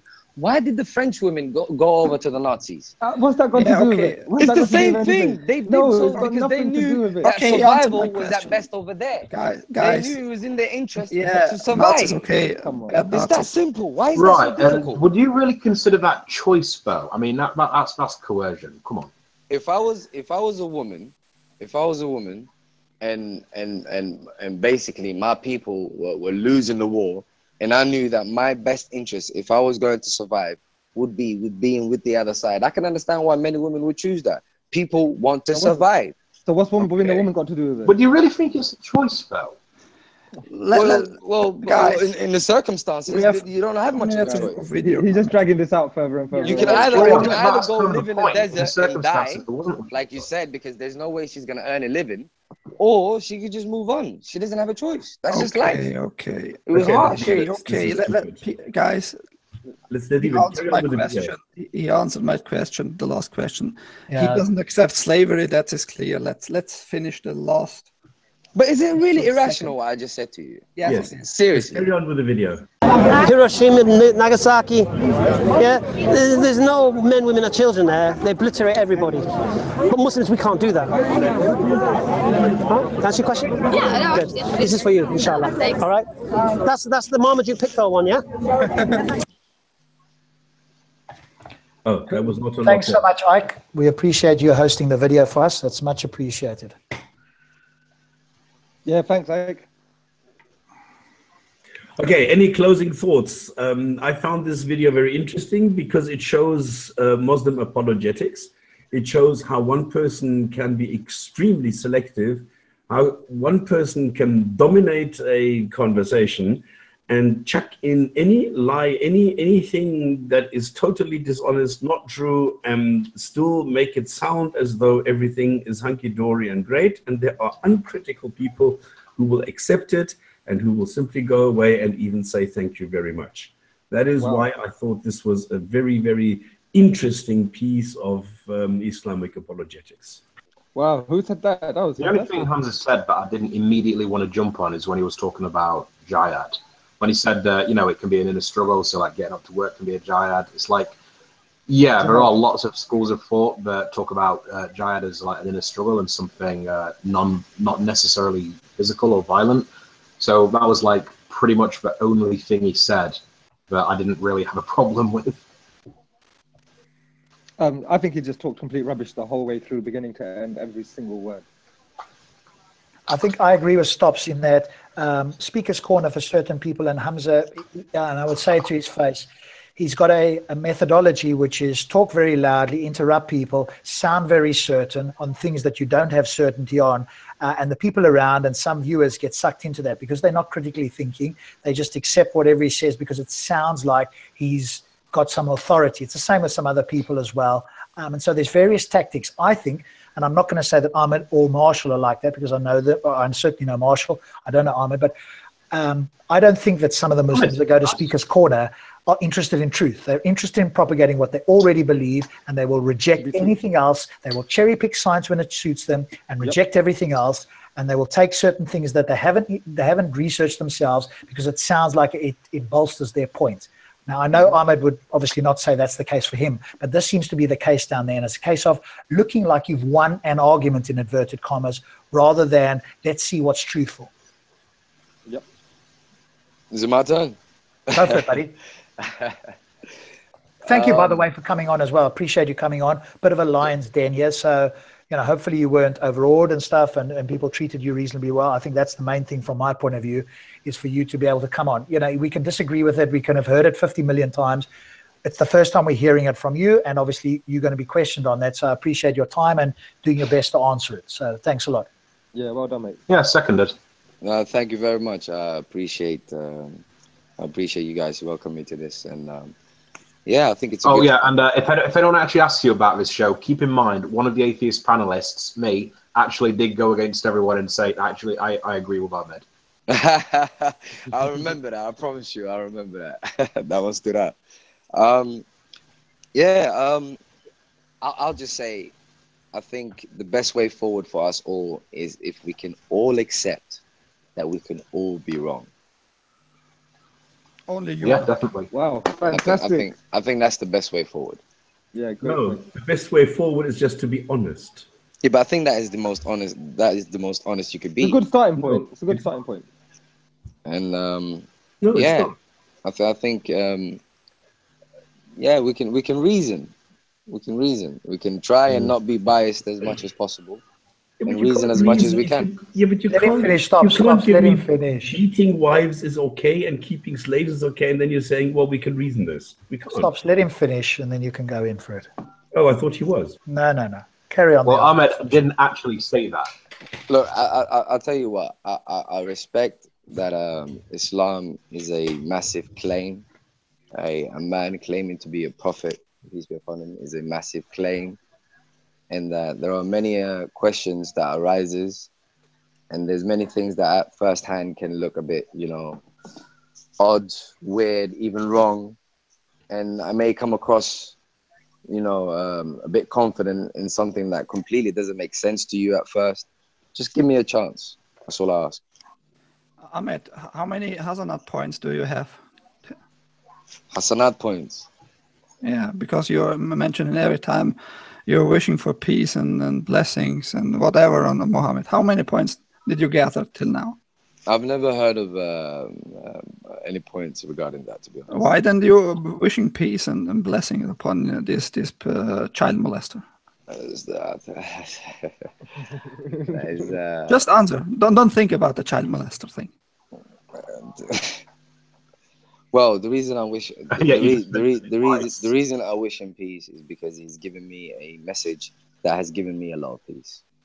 And where did you got? Sorry to interrupt you. Where did you got this message of peace? Why? Mantra. It's not mantra. I've never mentioned it before. Neither have I ever heard it before, to be honest. We haven't met, so give me the benefit of the doubt. Yeah, I'm asking you, where did you get this mantra? This every time saying these blessings after his names. Oh, I got it from the Sunnah. So from the same Sahih hadiths which you are dismissing about slavery and beating and I haven't dismissed anything. Oh, you have. No, I haven't. That doesn't matter. You have. Okay. See, well, Ahmed said that you haven't said much. He accepts hadiths that he views as in line with the Quran, and anything he views as going against the Quran, he would be less inclined to accept. Which I think it would be most Muslims, to be honest with you. That is the Islamic thing to do. Yeah, but I'm sure you do understand the point. This is where this is what I said previously, that it kind of depends on the view of. It does, but Islamically, you got to remember the Quran is the actual word of Allah, so you couldn't put a hadith, which basically is something someone has heard someone else say, someone who has heard someone else say, came from the Prophet, peace be upon him. You can't compare that to an actual word of Allah. You understand what I'm saying to you? That's just logical. Yeah, but that's the problem. But if you actually look into the history of hadiths and where they come from and where the origins of I started, Raven. I started. The thing is, this peace be upon him didn't come from the Quran. It doesn't mention anywhere in the Quran that you have to wish peace and blessings upon your prophet. Actually, it does. If I remember correctly, if I remember correctly, it does. You remember wrong. It doesn't. If I remember correctly, it does. It says something along the lines of, if you wishing him blessings, because all the angels wish him peace and blessings, and Allah. No. And so, have you got anything you'd like to add? No, I'd just like to say that it was interesting to watch the video, but Hamza, like you guys said, was just typically pathetic with his arguments, and his main thing is his style. That's the only thing he's got. He's got nothing else. But the thing is, he gets a lot of popularity because he's just telling people what they want to hear. Nobody actually understands or really thinks about the topics at hand, and he himself even admits he doesn't know the science behind the topics. He admits he doesn't know the philosophy behind the topics. And like you say, Rob, he just talks confidently and keeps chopping in. And that wins at Speaker's Corner, which is really sad. Guys, can I ask you a question? Go for it. Hopefully you'll come again, Ahmed. Obviously, Marshall comes every so often. And my hope for you is not necessarily that you will leave Islam. What I do hope, and I'm not necessarily seeing it yet, and we'd have to have more conversations, as you start to think critically on a lot more topics. That would be my point to you, because I'm not sure you are doing that. You may claim to be, and again, some investigation would probably reveal that's not the case. So that would be my case for you. But go ahead, ask us anything you want. I'm critical of everything. I'm critical of my own existence, to be honest with you. There's nothing I hold for certain. So don't go that far. Don't go to solipsism. We don't need to go. No, I'm just saying. I'm critical of everything. Anyways, the question I wanted to ask you guys were, what are you guys claiming Muhammad is? He could only be either of three things: a liar, a crazy person, or someone telling the truth. So which is he? A liar. You forgot many other options. Possibly. Please tell me. He didn't physically exist. Oh, that would be interesting.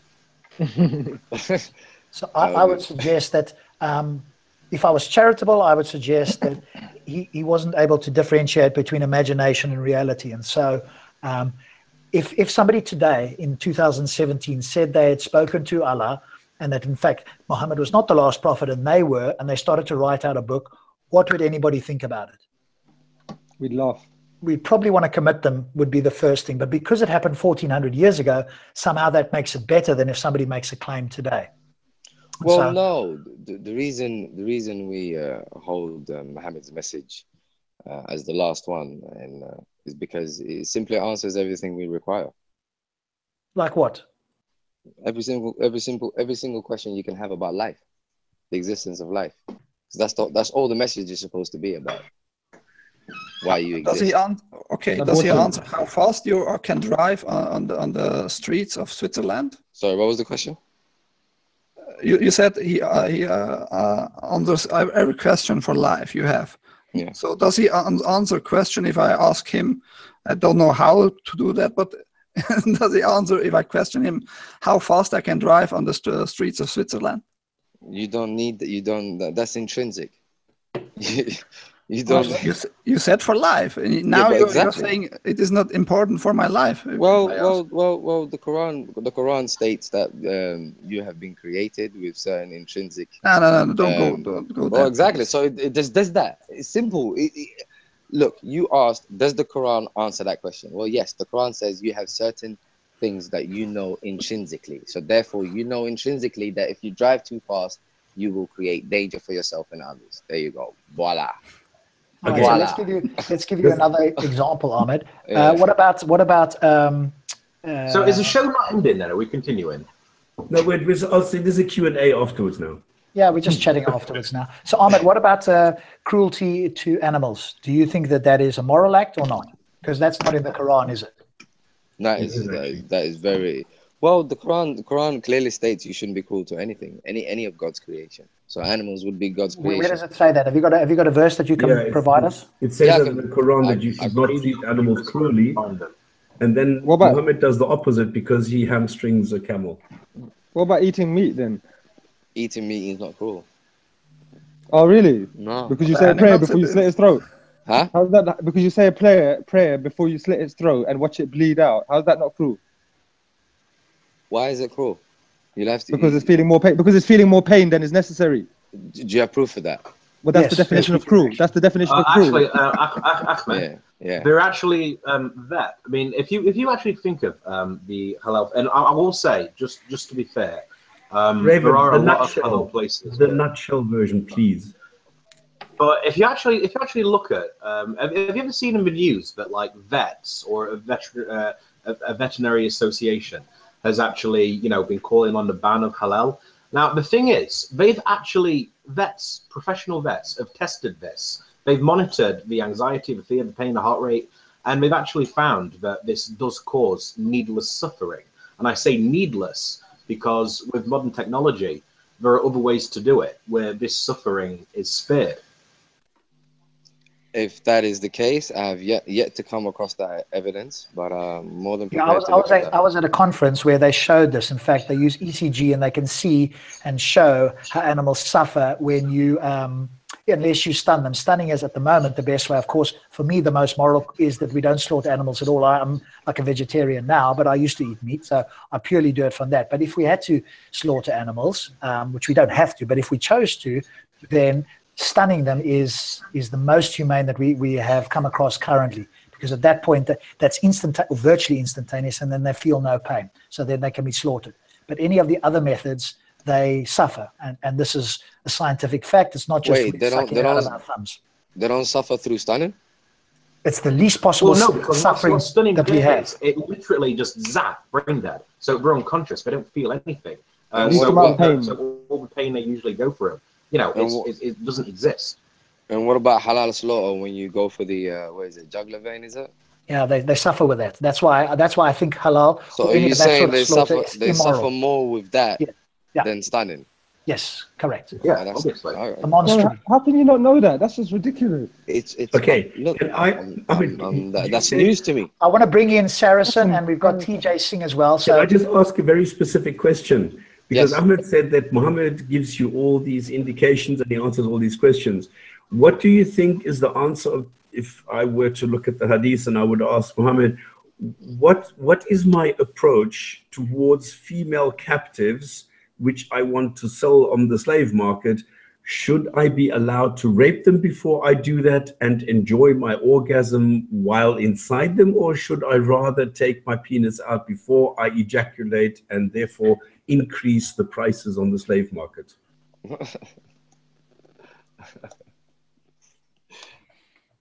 That was a really specific question. The hadith, I think it goes along the lines of not coming inside of the woman because they don't want to have a child. It's the opposite. I haven't heard anything about slave market. It's the opposite, and there's like 12 of them, all sahih.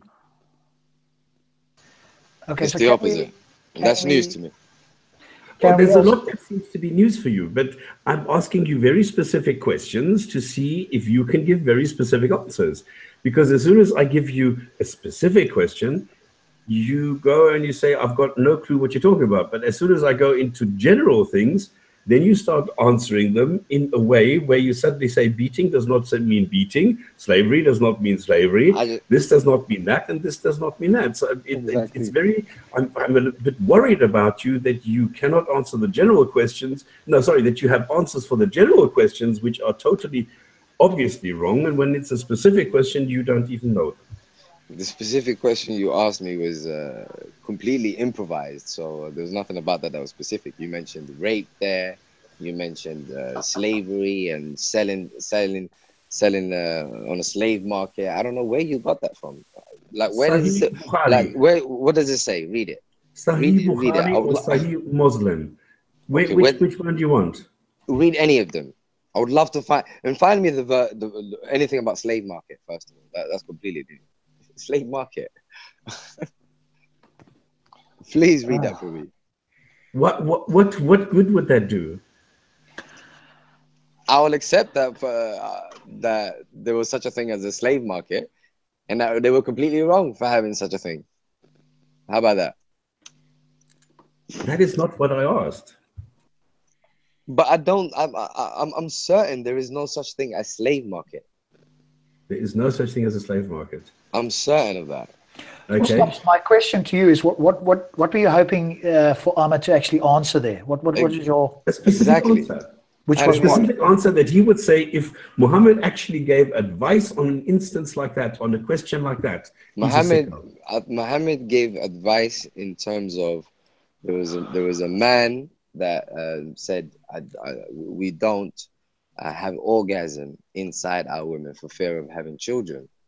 And the Prophet said, whether you come inside them or not, it is already ordained when children are coming to this earth. Period. Okay, and that's the only advice. That's the only advice there were. Slave market. Okay, what about the part that says we are interested in their prices? We are interested in their prices. Yes. Who says that? Oh my God! Read that for me. I've never narrated Abu Sa'id al-Khudri that while he was sitting with Allah's apostle, he said, "Oh Allah's apostle, we get female captives as our share of booty, and we are interested in their prices. What is your opinion about coitus interruptus? In other words, pulling out the penis before you ejaculate?" And he says, "Do you really?" The Prophet Muhammad said, "Do you really do that? It is better for you not to do it." So yes, he was talking about the orgasm. That they should enjoy their orgasm while they were raping female captives, when the men were interested in the prices, because the prices on the slave market were less for a pregnant woman. Muhammad did not speak about anything in regards to that, though, did he? You've added the raping, you've added the slavery market, prices, all of that was your mentioning. No, the only part Muhammad, the only part interested in their prices. But what does Muhammad say? He says, "Do you really do that? It is better for you not to do it." Not to do what? To have to take out and not have orgasm inside of them. That's the only thing he spoke about. Yes. And fine. What about this? That's fine. Okay, I didn't know that. This is the answer I wanted. He's simply talking about whether you come inside a woman or you pull out, whether you're bound to have children or not is already ordained. No, it's not whether we are going to have children. These are slaves where they're interested in the prices because they will be sold on the slave market. These are captives. We get female captives as our share of booty. We're not talking about a girl that you see that you fancy and now you want to have sex with her or you want to marry her or something. No, this is rape. Because female captives do not have anything. They said, we are interested in their prices. And then in another prices, one it says, who's we want sex with them. No. What female captives is not equal to rape, first of all. It's not.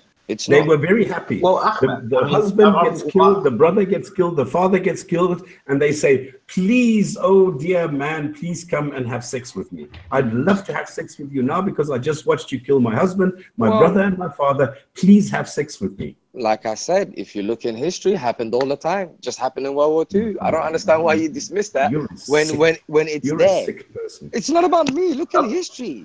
Okay. Why you got to aim at me? Hello, guys. If you find it in history, what's it got to do with me? If it's in history, it's happened. It happens. Women. Well, I mean, what it has to do with you is that you're saying this is the perfect system for all mankind for all time. Is it? What system is that, though? Can we get the others on? Okay, so can I ask everybody on the panel, please mute yourself if you're not speaking. And I want to welcome in Saracen and TJ Singh. If you guys want to unmute yourself, just mute yourself for the moment if you can, or just please don't speak until you wait for somebody to speak to you, because we've got a lot of people on now. I want to give everybody a chance to speak. So Saracen and TJ Singh, if you guys want to come on and ask something or comment, please feel free. Yeah, good evening, everyone. Can you hear me? Yeah. Yep. Okay, I'll let TJ say whatever, then I want to come in and ask some questions. All right. I guess my first question would be to Ahmed, obviously, since he was on the show first. Why do you think that Jew hatred is so?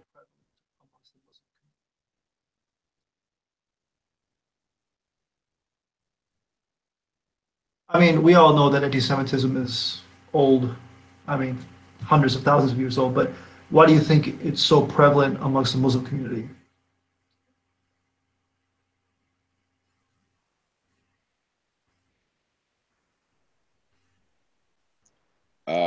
With all due respect, guys, politics is not my field.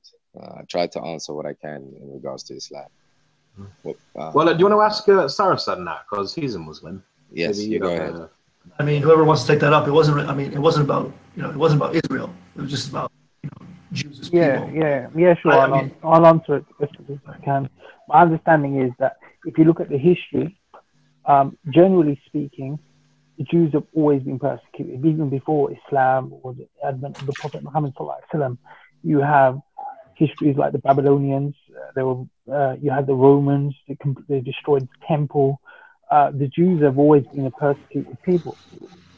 During the time of the Prophet ﷺ, Jewish tribes that were obviously warrior tribes that rebelled against the Prophet ﷺ. There were many other tribes that a lot of you guys probably don't know that were part of the constitution of Medina, and they actually fought in the Arab conquests. So when we think of like the Muslim empires that spread, there were many Jews within that. Generally speaking, the Jews, if you read some of their works, they had a better time in any other period in their history under Muslim rule, be it in Spain, be it in Iran.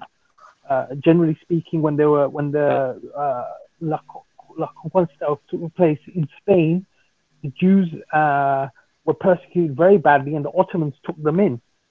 Now, recently, what we see is with the creation of Israel, as Ahmed said, this is completely to do with politics. There are certain people, there are certain Muslims that have taken and mixed politics with religion. So, they use verses of the Qur'an, like the Jews say, or blah, blah, blah, the Christians say. Within the Qur'an, there's certain verses, like, it's not specific, it's specific to a certain group. It doesn't mean generally all Jews. It doesn't mean generally all Christians. But then ignorant people who don't understand it, who take it literally, believe it's, oh, the Quran might be anti-Semitic, or it's used by certain politicians to say, oh, look at the Jews, they're like that. Now, consistently since the 60s, this is the sort of rhetoric that's been coming out. Us and world. I went to a mainly Jewish college, so I've got no problem with Jews. I get on very well with them. But yeah, there is definitely, I think, as Ahmed said, a lot of politics. Sorry, son, I just want to follow up on this if I can. TJ, do you mind? Yeah, go ahead. Yeah, well, I mean, you're saying that it's mostly the creation of Israel, but if you actually look throughout the history of Islam and the history of Christianity, both, I mean, the Christians persecuted the Jews because they accused them of deicide, literally the murder of God in the form of the crucified Christ. And if you look at the history of Jews in Islam, they were called descendants of apes and pigs. They were cursed. They were said to have tried to trick Muhammad. I mean, you know, it says in the authentic hadiths that, you know, Muhammad went to debate them and then he came out, it was cursing them. Oh, they tried to trick me and be deceitful and dishonorable. I mean, it says in the Quran itself, a tree or a rock is going to come to life and say, "Oh, Muslim, there is a Jew behind me. Come kill him." It doesn't say that in the Quran. And there's been a history of anti-Semitism. It doesn't say that in the Quran. Raven, it doesn't say that in the hadith, apparently. And I think you missed my point. That there, within the Quran, it says the Jews say, or the Christians say, it's not general for all Jews. It's not general for all Christians. And this is the problem when you get very literal readings of the Quran. Generally speaking, if you look at the history, you look at Jewish rabbis and writers in the classical period, they all say, they will completely disagree. You cannot compare how Jews are treated under Muslim rule compared to the pogroms of the Europe. I mean, in comparison, it's only recently that this happened. Now, I'm not saying that there weren't any massacres of Jews. There was. There was massacres in Fez, which was a very sad part of our history. But generally speaking, Jews had very good positions within the Muslims. Ibn Shaput, he was a governor in Spain. He reached very high levels. Maimonides was one of the greatest theologians, philosophers of all time. He came out of Muslim Spain. The Jews generally had a much better time. I don't think you can equalize it. I disagree with that. I think Maimonides in his epistle to the Jews in Yemen clearly stated that the house of Ishmael persecutes us greater than any other nation. That epistle is available online. You can read it. As far as the record in Spain, there were two pogroms against Jews, at least two famous ones. One was a Jew was promoted to being governor, and then I guess somebody riled up the Muslims, and a whole pogrom ensued. And I don't know about the numbers, but I think the one in Cordoba, I forget the name of the city. I'm not sure, but apparently that program was bigger than the Rhineland massacres, which occurred during the Crusades. So I think we should look into that. But as far as I know, for the historical record, India was the only country that didn't persecute Jews for over 2,000 years, and I think the historical record bears that out too. So I think I think that needs to be addressed as well, especially when the chief rabbi of Israel, I believe his name was Yonah Metzger, he clearly said that at the first Hindu-Jewish summit in 2007. He said that Jews have lived in India for over 2,000 years and have never been discriminated against. This is something unparalleled in human history. Yeah, and you have to also then factor in that Muslims ruled India for a number of years, maybe 500 or 600 years plus under the Mughals. So maybe factor that in as well.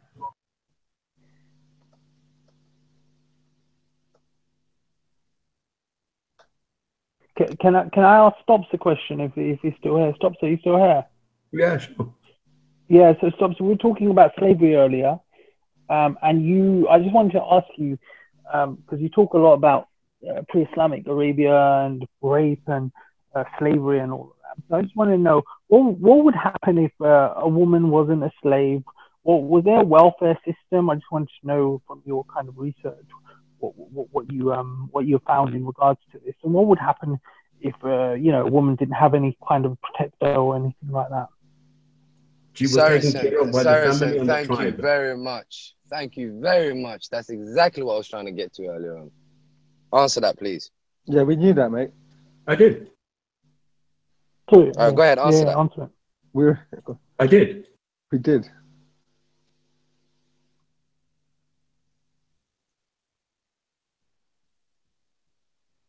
I think Saracen got disconnected. You scared him off. Too straight answer. It always happens, man. They run away from me like anything. I'm still not. Come on. No, you're a G, mate. You're a G. You don't run from nothing. He's here. All right, see. Coming back for more. All right, go on. I got disconnected. Sorry, Stops. What did you say? So there was no welfare system as far as I know. You know, there was no protection. If you weren't under protection, so I just wanted to know what your understanding of that was. I just said she was taken care of by the tribe and the family. And what happens if that tribe was conquered by another tribe? I have no idea. Okay, let me tell you. Generally speaking, in history, how are keeping them as a slave? Stop another tribe from generally speaking, be it the Roman Empire, which was the great slave empire, the Greeks were the great slaves. They also had slavery. Any tribe, even in India, if you look at ancient India, Saracen, he just said the same thing, bro. He just said it. How would keeping slaves Saracen, wait. You guys just said it. The tribe will take care of them. It's just the word here that we're having an issue with. It's the same thing. They were being taken care of. What you guys called enslavement is them being taken care of by the new conquerors. Forcing to work for your whole life is not the same as taking care of someone. I don't know where you come from. What do you mean forcing? Taking care of is not the same as being sold on the slave market. No. Who got sold on the slave market? So they weren't allowed to sell their slaves. Who got sold in the slave market? Let me tell you what happened. Which Muslim sold a slave? Can you guys talk one at a time, please? Because it's very difficult to follow three. Go ahead, Saracen. Let me tell you what happened. When women were taken, and they were conquered, it would be passed and parcel, my friend. It would be one tribe conquers another tribe, Woman would be. It was unfortunately, and this is not a good thing. No one's defending it, but the reality is, Islam never produced slavery. Slavery was already an institution that had been there for thousands and thousands and thousands of years. Now, it's very easy for us in the 21st century to think, oh yeah, it's easy. Why didn't Muhammad sallallahu alaihi wasallam just stop slavery? No. Let me finish. Let me finish. Travels and everything. Allow me to finish. Stop. Allow me to finish. Just allow me to finish. There's no need for it. Yeah, no, it's not. It is. You need to contextualize things. You lot just poke things, and you guys don't have it. You have no understanding of the history. I've studied this history, so maybe you should learn and listen. Maybe you learn something. Yeah. Okay. So can you tell me one thing? Yeah. What does keeping slaves? How does that help the situation of tribes taking over? So let me finish my point. Let me finish my point and answer. You can ask me a question. Or not. Let me. Oh, your point is silly. Your point is silly. Of course it's silly if you're not going to listen. If you're not going to listen, it's going to be silly, isn't it? Let him finish. Let me finish. Let me finish what I'm saying then. So what I'm saying to you is that when women would be part and parcel, like I said, Islam introduced, like I said, it was already there. Now, what happened was women would go and they would become prostitutes. There was mass prostitution in Arabia. Mass. They were called the women of the white. Yeah, we get the picture. No, you don't get the picture. You also probably heard that girls used to be buried alive. Why did they get buried alive? No, don't tell me what I probably heard. Okay, so tell me why did they get buried alive? Please explain to me. Come. I don't know that they got buried alive. They did get buried alive, and I'll tell you why they got buried alive. No, this is completely to do with slavery. The reason why they got buried alive because the men, they didn't just bury them. They had this concept of izzah. You probably understand this being a Somali. Yeah? They have this concept, and if you're Punjabi or you're from the subcontinent, you understand this point. They were worried that when my daughter grows up, it's going to be taken into if my tribe gets conquered, that girl is going to be taken into slavery. It's going to cause dishonor to the tribe. That's one of the reasons. The other thing is women used to have these tents. Now they'll go and what they'll do is they'd pick the best kind of Arab warriors and they'd have sex with maybe 10, 15 of them. And they'll say, okay, fine. Oh, that one, I want that one too. It looks like you. So what? I want that. So you think that's better than no? Having, so why are you telling us this? What has this got to do with your point? Because it's completely to do with slavery. Right, get to your point. Yeah. The point is, the point is, you guys are trying to judge on the 21st century on Muhammad own son. Now, what the Prophet Muhammad sallallahu alaihi wasallam did was he explained. No. What he did was he gave the slave rights like no time before. What are you talking about? What are you talking about? How is this relevant? He said, well, if you want to listen, maybe you'll learn. He gave them rights. He told them how to treat slaves. The status of slavery. Were they allowed to sell slaves? Were they allowed to sell their slaves? Islam is on a higher, works on a higher trajectory of ethics. How do we supposed to listen to this? Stop this. I'm about to finish my point. Islam works on a higher trajectory of ethics. They were slaves. And the point is they were slaves, and nowhere in Islam does it take do not keep slaves. And that is the end of the story. I don't need to know the conditions. I don't need to know who was allowed to do what. They were slaves. And the thing is with a slave is it is not a sign you see in a window which says slaves wanted to inquire within. It is capturing people, owning people who do not want to be owned. You have no idea, my friend. You have no idea. I have no idea what I'm saying. Gentlemen, one at a time. Gentlemen, can I get a minute? Like slavery, then it's fine. And if we don't like slavery, then please say so. Otherwise, stop justifying slavery. No, you can't. Can I get a minute? Ahmed, let me finish because I just have to respond to that. Yeah, and then I'll let you come in, my brother. If let's just argument say Prophet Muhammad said, "Oh yeah, free. All the slaves are free." What would happen? They would everyone's free. Everyone's free. Yeah, fine. What would happen to the women?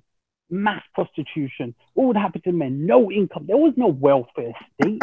there was no one to take care of them. There would be banditry. There would be banditry. And let's just say, and like Ahmed said, slavery is not like the chattel slavery you see in 12 years of slavery. It was nothing like that. You guys haven't even studied the basics of how it used to be. Slaves is very much, if you go to Pakistan, you go to India, you probably have something called, it's very similar to servants. People like, we know that people used to be sent on journeys. So slaves, or what we call slaves, used to be sent on journeys. They used to do trade. Now, if it was that bad, if I was a slave and I was being treated so bad, they gave me, I don't know, £1,000, or they're going to go and do it. I'd say, all right, see you later, mate. I'm not coming back. You cannot put the 21st century kind of attitude towards slavery. It was nothing like that. A lot of the times when you're thinking of slavery, you're thinking of 12 years a slave, you're thinking Mississippi burning. It wasn't like that, my friend. That's not what I'm thinking of. Okay, and they lived happily ever after. Anybody else? Can I add my 2 cents? Go for it. All right, guys, we need to stop this now, because this is not a matter of we think this happened or we feel that happened. It is a historical fact that back in the days, if two tribes war and one tribe loses, how do you expect those women and children to eat? How do you expect them? How do you expect them to earn a living? To be taken as slaves. That's the point. Okay, so you're not going to bring anything new. You're also going to. I'm asking you. How do you want them to earn a living? How? It doesn't matter. Of course, you also protect slavery. Are there any other topics that people want to talk about other than slavery? How can you say it doesn't matter? That is intellectually dishonest now. That is intellectually dishonest. I think we should change topics. I think we need to settle this. We need to stop the lies. We need to stop the lies. You want to ask us a question, but you don't want to answer our questions. Our question is very simple. How do you expect them to earn a living at that time? There's no call centers they can go apply for. Guys, there's places in the world. That could be slave or no earnings. Yeah, so, that is a simple fact. What do you want them to do? Okay. Not slavery. That's my answer. Then what's the answer? 10, 15, not slavery is not an answer. Dancing around the fire. Okay, well, if we actually look at historical societies over time, be it Arab, Egyptian, be it Viking, there were plenty of times where the men pretty much got wiped out, and there was mostly women, and they just had small boys. They had to wait for them to grow up and be men. Okay, so this did happen. Name it. Who? Thank you. Carried on. No. They farmed, tell us. they hunted. Who? They made clothes. Who? I don't know the specific names. Are we really gonna deny now? It's just 50 years ago the French women did that. I don't understand how you guys can deny history. And that's irrelevant. How can it be irrelevant? People move on. Matter. Today we don't want slavery. That's it. So people move on. That's it. You guys are being naive. Your wives will move on. Naive, great. But the topic slavery is closed. Next topic. How about apostasy? Let's go. Okay, but they've all left the chat now. What's happened there? I think it's freezing up. That's why. Dropped out. Just a disconnect, I think. Right. Yeah, because it was freezing on me, so I think that's why. The problem is with this slavery and everything else. We are talking about a religion who claims to be eternal on this planet as long as this planet exists and the humanity exists. As long as this exists, it is meant for this. So you think it's all right just to throw people out when they disagree with you? I think Ike has made a very valid point there, Sarah. No. He's just thrown me and Ahmed out because we disagree with him. No, we didn't. Nobody's thrown anybody out. That was just a disconnect. No, freezing on me, and then I had to wait for it to. 3 people dropped. Answer dropped. Saracen dropped, and Ahmed dropped. Nobody was kicked out. I think it was. That's right. I kicked Answer just to make it look like it was. Okay. No, you didn't. It said call error. It said call error. You lie. You didn't kick me out. I think the main point here is that if it was claimed, you may have an argument, and again, stop spamming, and other people might disagree, and that's fine. I'm not an expert in history. You may have a point if you said, hey, do you know what? It was terrible. It was absolutely pathetic before Muhammad, and Muhammad made it slightly better. That may or may not be the case.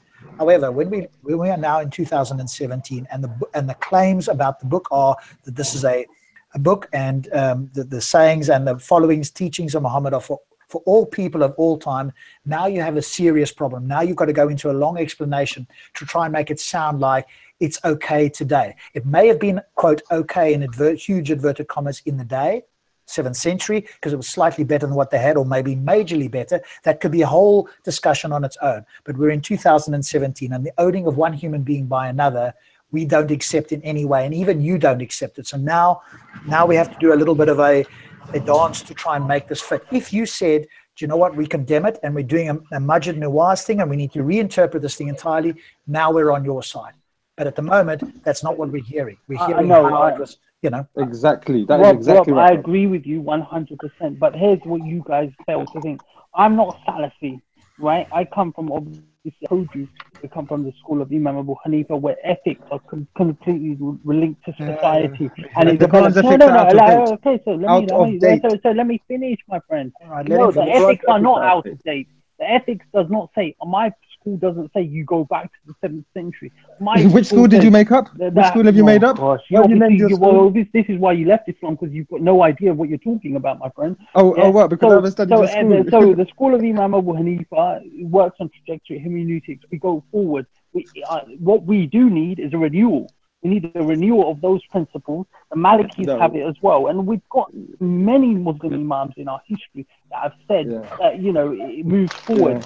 Yeah. And if you look at who actually banned slavery, so why couldn't Allah get it right? Let me ask you, who's the first? Bro, your points are so long. Can't you just make a short point? Can't you just make a short point? You can't make a short point. One at a time. Jesus. So bro, you have to go into a lecture every single time. Cool. Let me ask you a question. Ask who banned slavery first? Who banned slavery first? I don't really care. It doesn't matter to me. Why does that matter? You should care. It was Muslims. Why should I care? It was Muslims in Africa. So what? What does that prove? Yeah, well, it shows that it was exactly through our religion. So why? No, how does that prove that? When Muhammad kept slaves himself, so how does it prove that? Exactly, that's what I'm saying. You are following the ISIS version of Islam. You're the very. I'm not following no version of Islam, mate. I think it's a load of rubbish. Your understanding is a bit like. It's a load of rubbish, bro. I don't follow it. Your retarded thinking is rubbish, my friend. Because No, because you don't understand it. You don't. I do understand it. You don't. Every time I speak, it. you cut me off 5 minutes. Oh, because you're talking so long, talking about things that are irrelevant. No, because you don't want to listen. Stick to the point, and I won't do that. You can't get to the point. So I've just said to you. So you guys don't even know who even banned slavery first. So and what does that prove? And what does that prove? It proves that we've got new Muslims who read our texts. So why do so many Muslims keep slaves? So if you can use that to prove that Islam is morally great, they're wrong. Then No, they're wrong. They're wrong. Well, they say you're wrong. And no, they're wrong. Sheikh Fawzan, the Saudi Arabian Sheikh, that says that we should bring back slavery. He's wrong. Straight. He says you're wrong. He says you're wrong. I don't care. He says you're wrong. So Saracen, so then was Muhammad bin Qasim wrong? Was Mahmud Ghaznavi wrong? I can't hear you, TJ. Sorry. No, I said, Muhammad bin Qasim, Mahmud Ghaznavi, Aurangzeb, Babur, Tamerlane, all these people were wrong slaves then? Yes, they were wrong because they didn't follow the Saracen school of thought. Listen, TJ. Well, Pakistani textbooks will tell you something different. That's for sure. TJ, listen to what I'm saying. I don't care what Pakistani books say. These guys were empires. Empires use religion. And I made this point before, and I've made this point when I first came on this show. The Umayyads, the Abbasids, the Mughals, all of them, when they use empire, they will use religion. Empires use religion. That's the nature of empire. So were they Muslims or not? They were Muslims, yes. Right. So and they kept slaves, and they kept slaves. They did. And that doesn't reflect on Islam. But you making one example that does freed slaves does reflect on Islam. Bruv, it's cherry picking. Imam Abu Hanifa, special pleading and cherry picking. So let me answer that. Imam Malik, Imam Shafi, Imam Ahmad Jambal, Imam Abu Hanifa, all of the 4 great Imams were persecuted by who? Muslims. I don't care. Well, the Muslims. How's that relevant? How's that relevant? Of course it's relevant. Because those are ulama. We don't follow empires. We follow the Imams. No, bro, you missed my point. Well, that's not really an argument, though. I mean, because the civil war has been going on since the Prophet's death, so you can't really bring that up.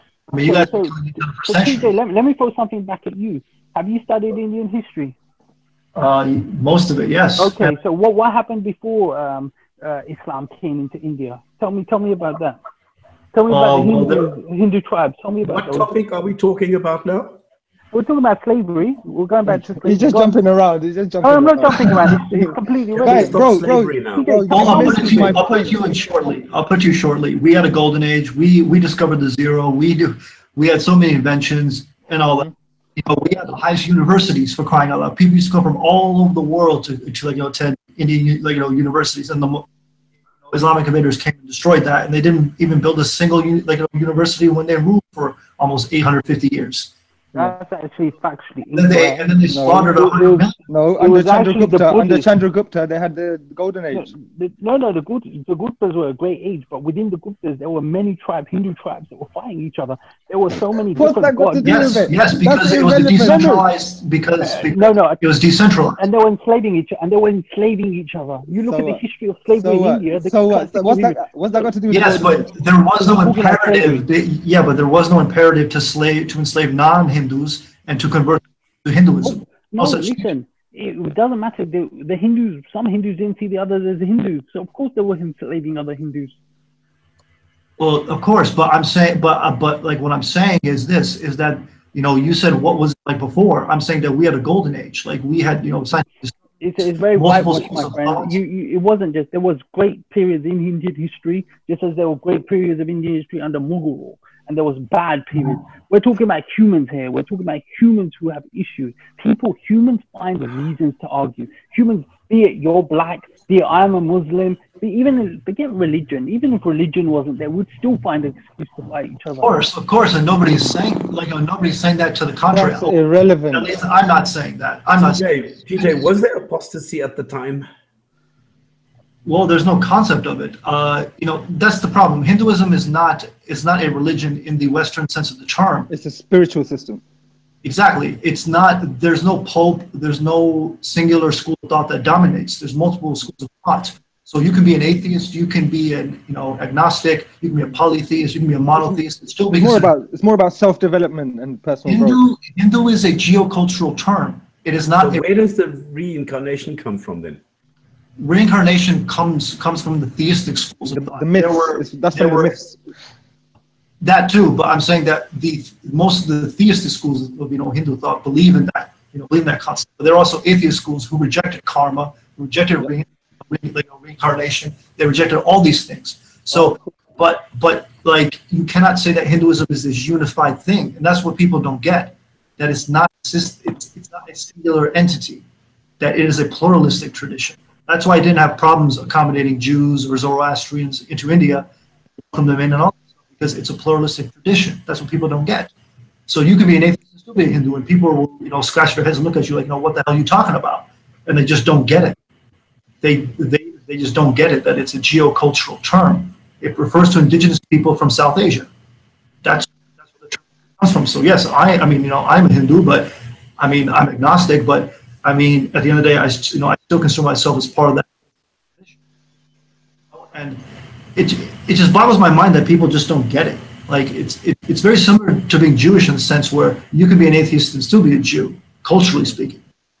So and then also coming back to Saracen's point, like he talks about this sort of Islamic golden age in India.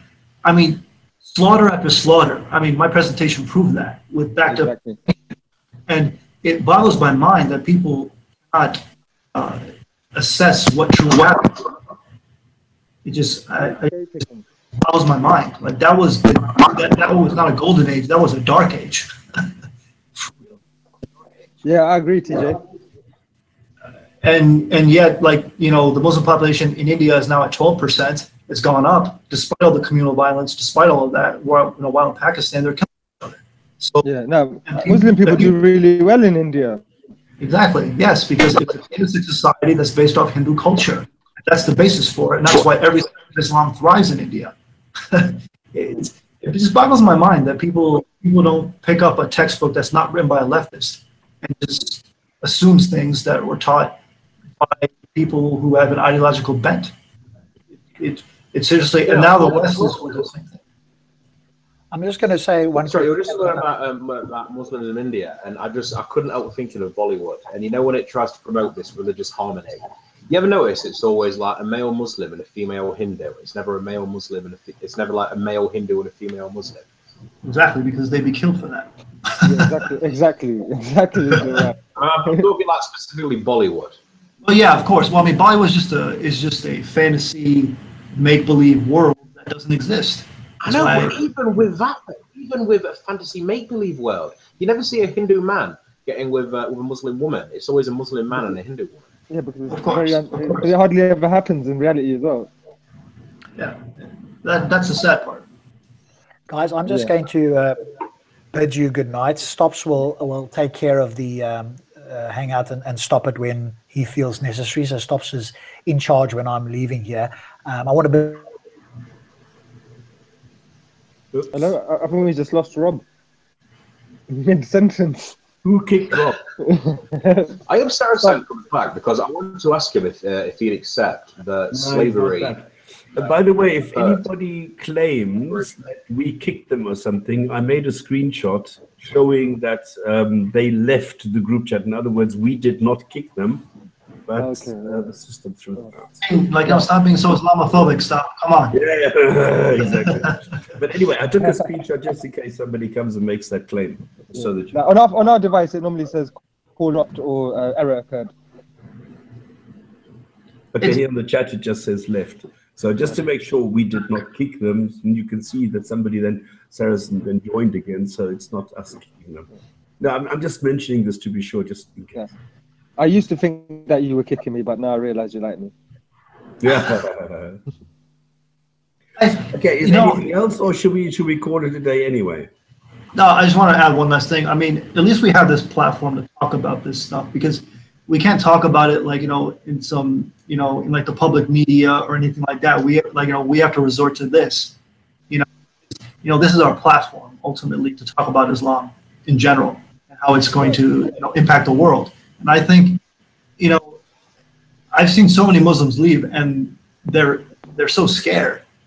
They're so scared. It's like because they're so violent about it. That's why. Exactly, but the politicians won't say anything because they want to cater to the bank, and yeah, because they keep banging on about Islamophobia. That's why. Exactly. And I just, when we talk about it, like it's just like a knee-jerk reaction. Like, you guys are racist, you guys are this, you guys are bigots, xenophobes, blah, blah, blah. When we're just talking about ideas, we're talking about people holding to certain beliefs and why they believe that. And I just don't, it boggles my mind that we have to, you know, say this every single time, that this has nothing to do with people. Nothing. And yet we're still attacked, we're still, you know, labeled, smeared, character assassinated, and all this other stuff. And I think it's time. Like, we gotta start growing a backbone. You know, no matter right, center, whatever. Like, if you are critical of Islam, like, you should have a platform. And I think it's unjust, and I think it's just you know, ludicrous that we have to shut our mouths because people might get offended. You know, this offense culture has to stop. You know, funnily enough, I was, and also, you know, it has to be said, people getting offended on behalf of people we've never met. But I was talking to Rob the other month, and we were sort of talking about left and right. And I've always described myself as a liberal. I've always described myself as a leftist. And we got talking about these regressives, and I just says to him, I call myself a liberal and a leftist in spite of these people. No longer say that. Well, no, but that is the thing, though, because that's the point. Like, I do it in spite of them. TJ, okay. Can I ask you where you are? Yeah, right now I am located in Florida of the United States. Really? And you find it difficult to talk about Islam openly and publicly there? Not so much here, but I mean, you know, back home, because I'm originally, you know, from New England, but right. I mean, in New England, yeah, it's tougher, obviously, but like, as the population gets bigger, we're just going to see more and more problems. Like, right now, the Muslim population in America is barely at 1%. What happens when that doubles and then triples and then quadruples and all that stuff like that? Like, it's a demographic war ultimately, you know, and that's their strength. That's always been their strength. Exactly, numbers. And you know, India now is at 12%. Numbers and the force of keeping their flock within the flock. That's all they have. They have no logic, no reason, no history, no evidence, nothing. Absolute nonsense, as we always hear. But the fact is, they have numbers and they have force, and that's the only thing they've got. Yeah, and you know, ultimately, it's just going to get worse. I mean, just look at Europe, and America will learn its lesson that, you know, this is truly a numbers game. You know, as the ideology spreads and gains more ground. And I'm not talking about people who take it, you know, bits and parts. I'm talking about people who believe in it literally and who want to implement it literally. And we can see that. It's happening in the Philippines all the way to you know, West Africa. And people don't want to talk about it because there's a lot more of them than we think. I'm pretty sure of that. Oh, for sure. And they're going to come out. As soon as their numbers increase here in America, we're going to see more and more come out, and we'll see their true colors. So the thing about moderate Muslims, I always think this. Yeah, it's really strange. The moderate Muslims are the sort of person that will stand in front of you and say, "I'm not going to hit you," but that guy will if you fucking open your mouth. They're the sort of people that do that, and they know full well the violence that their community bring bring to bear into the world. And that's why I brought up, you know, the question about Jews, because, you know, the Jew bashing, Hindu bashing as well, prevalent within the community is pretty staggering, and it's and I think it's unjust. But you know, once I mean, TJ, like you can see that from these conversations we have, they are very evasive. Like, for example, every point that we make, they will just quickly grab one example and say, "Oh, that example proves that you know, Islam banned slavery, so therefore it's definitely morally great about slavery."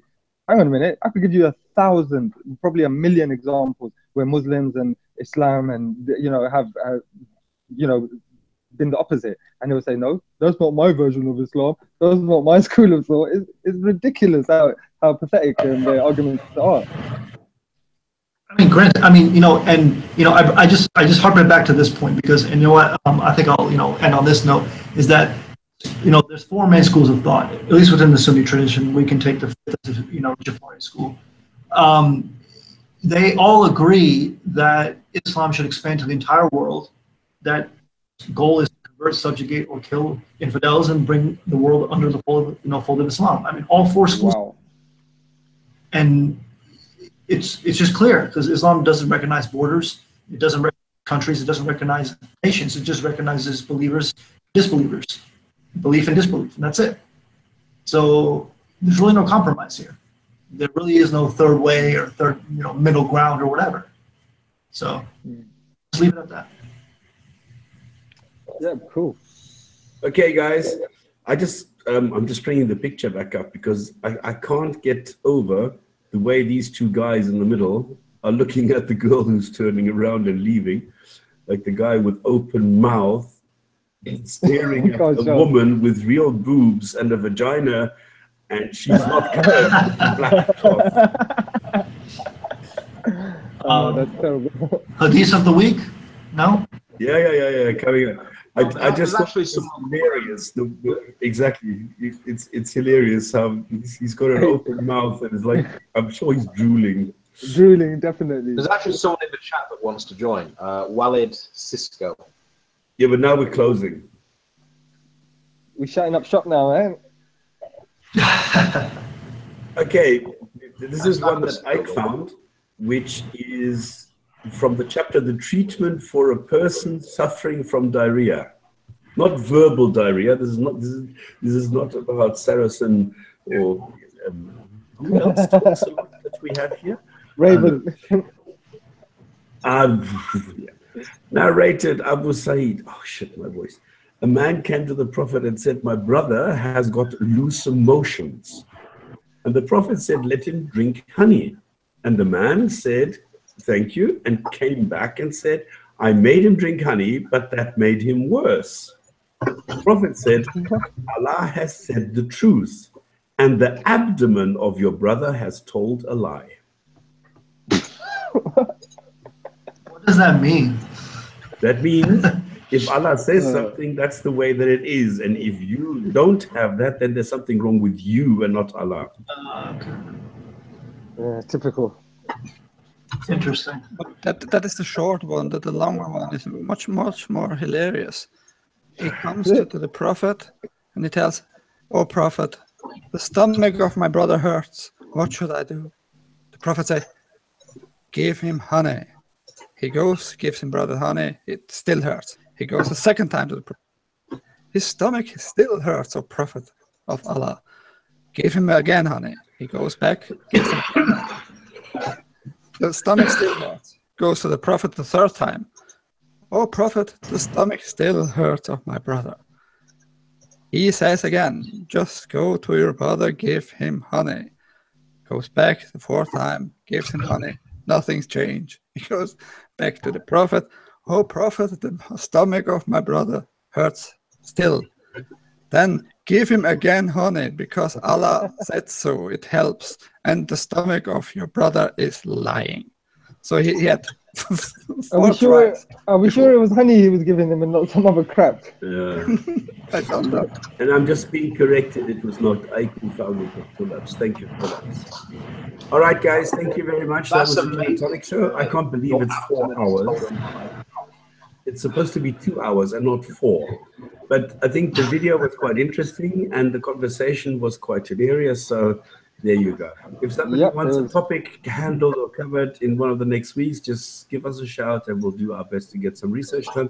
Hopefully I'll get the translation done this week so we can talk about Can we do stoning? Hello. Punishments for stoning? Stoning? Yeah. Oh, we can do stoning. Okay. I'm sorry, this is my cold. Hope you get better, mate. Yeah, I'm not praying enough, you see. You need to take more honey. Yeah, more beer. Beer with honey. Okay, guys, see you next week. Cheers. Okay, take care. Bye. Cheers. Oh, hang on. Crap is gone. If Wally wanted to talk, I was going to say that me and him could just chat on the Hangout when it goes off there. Bye.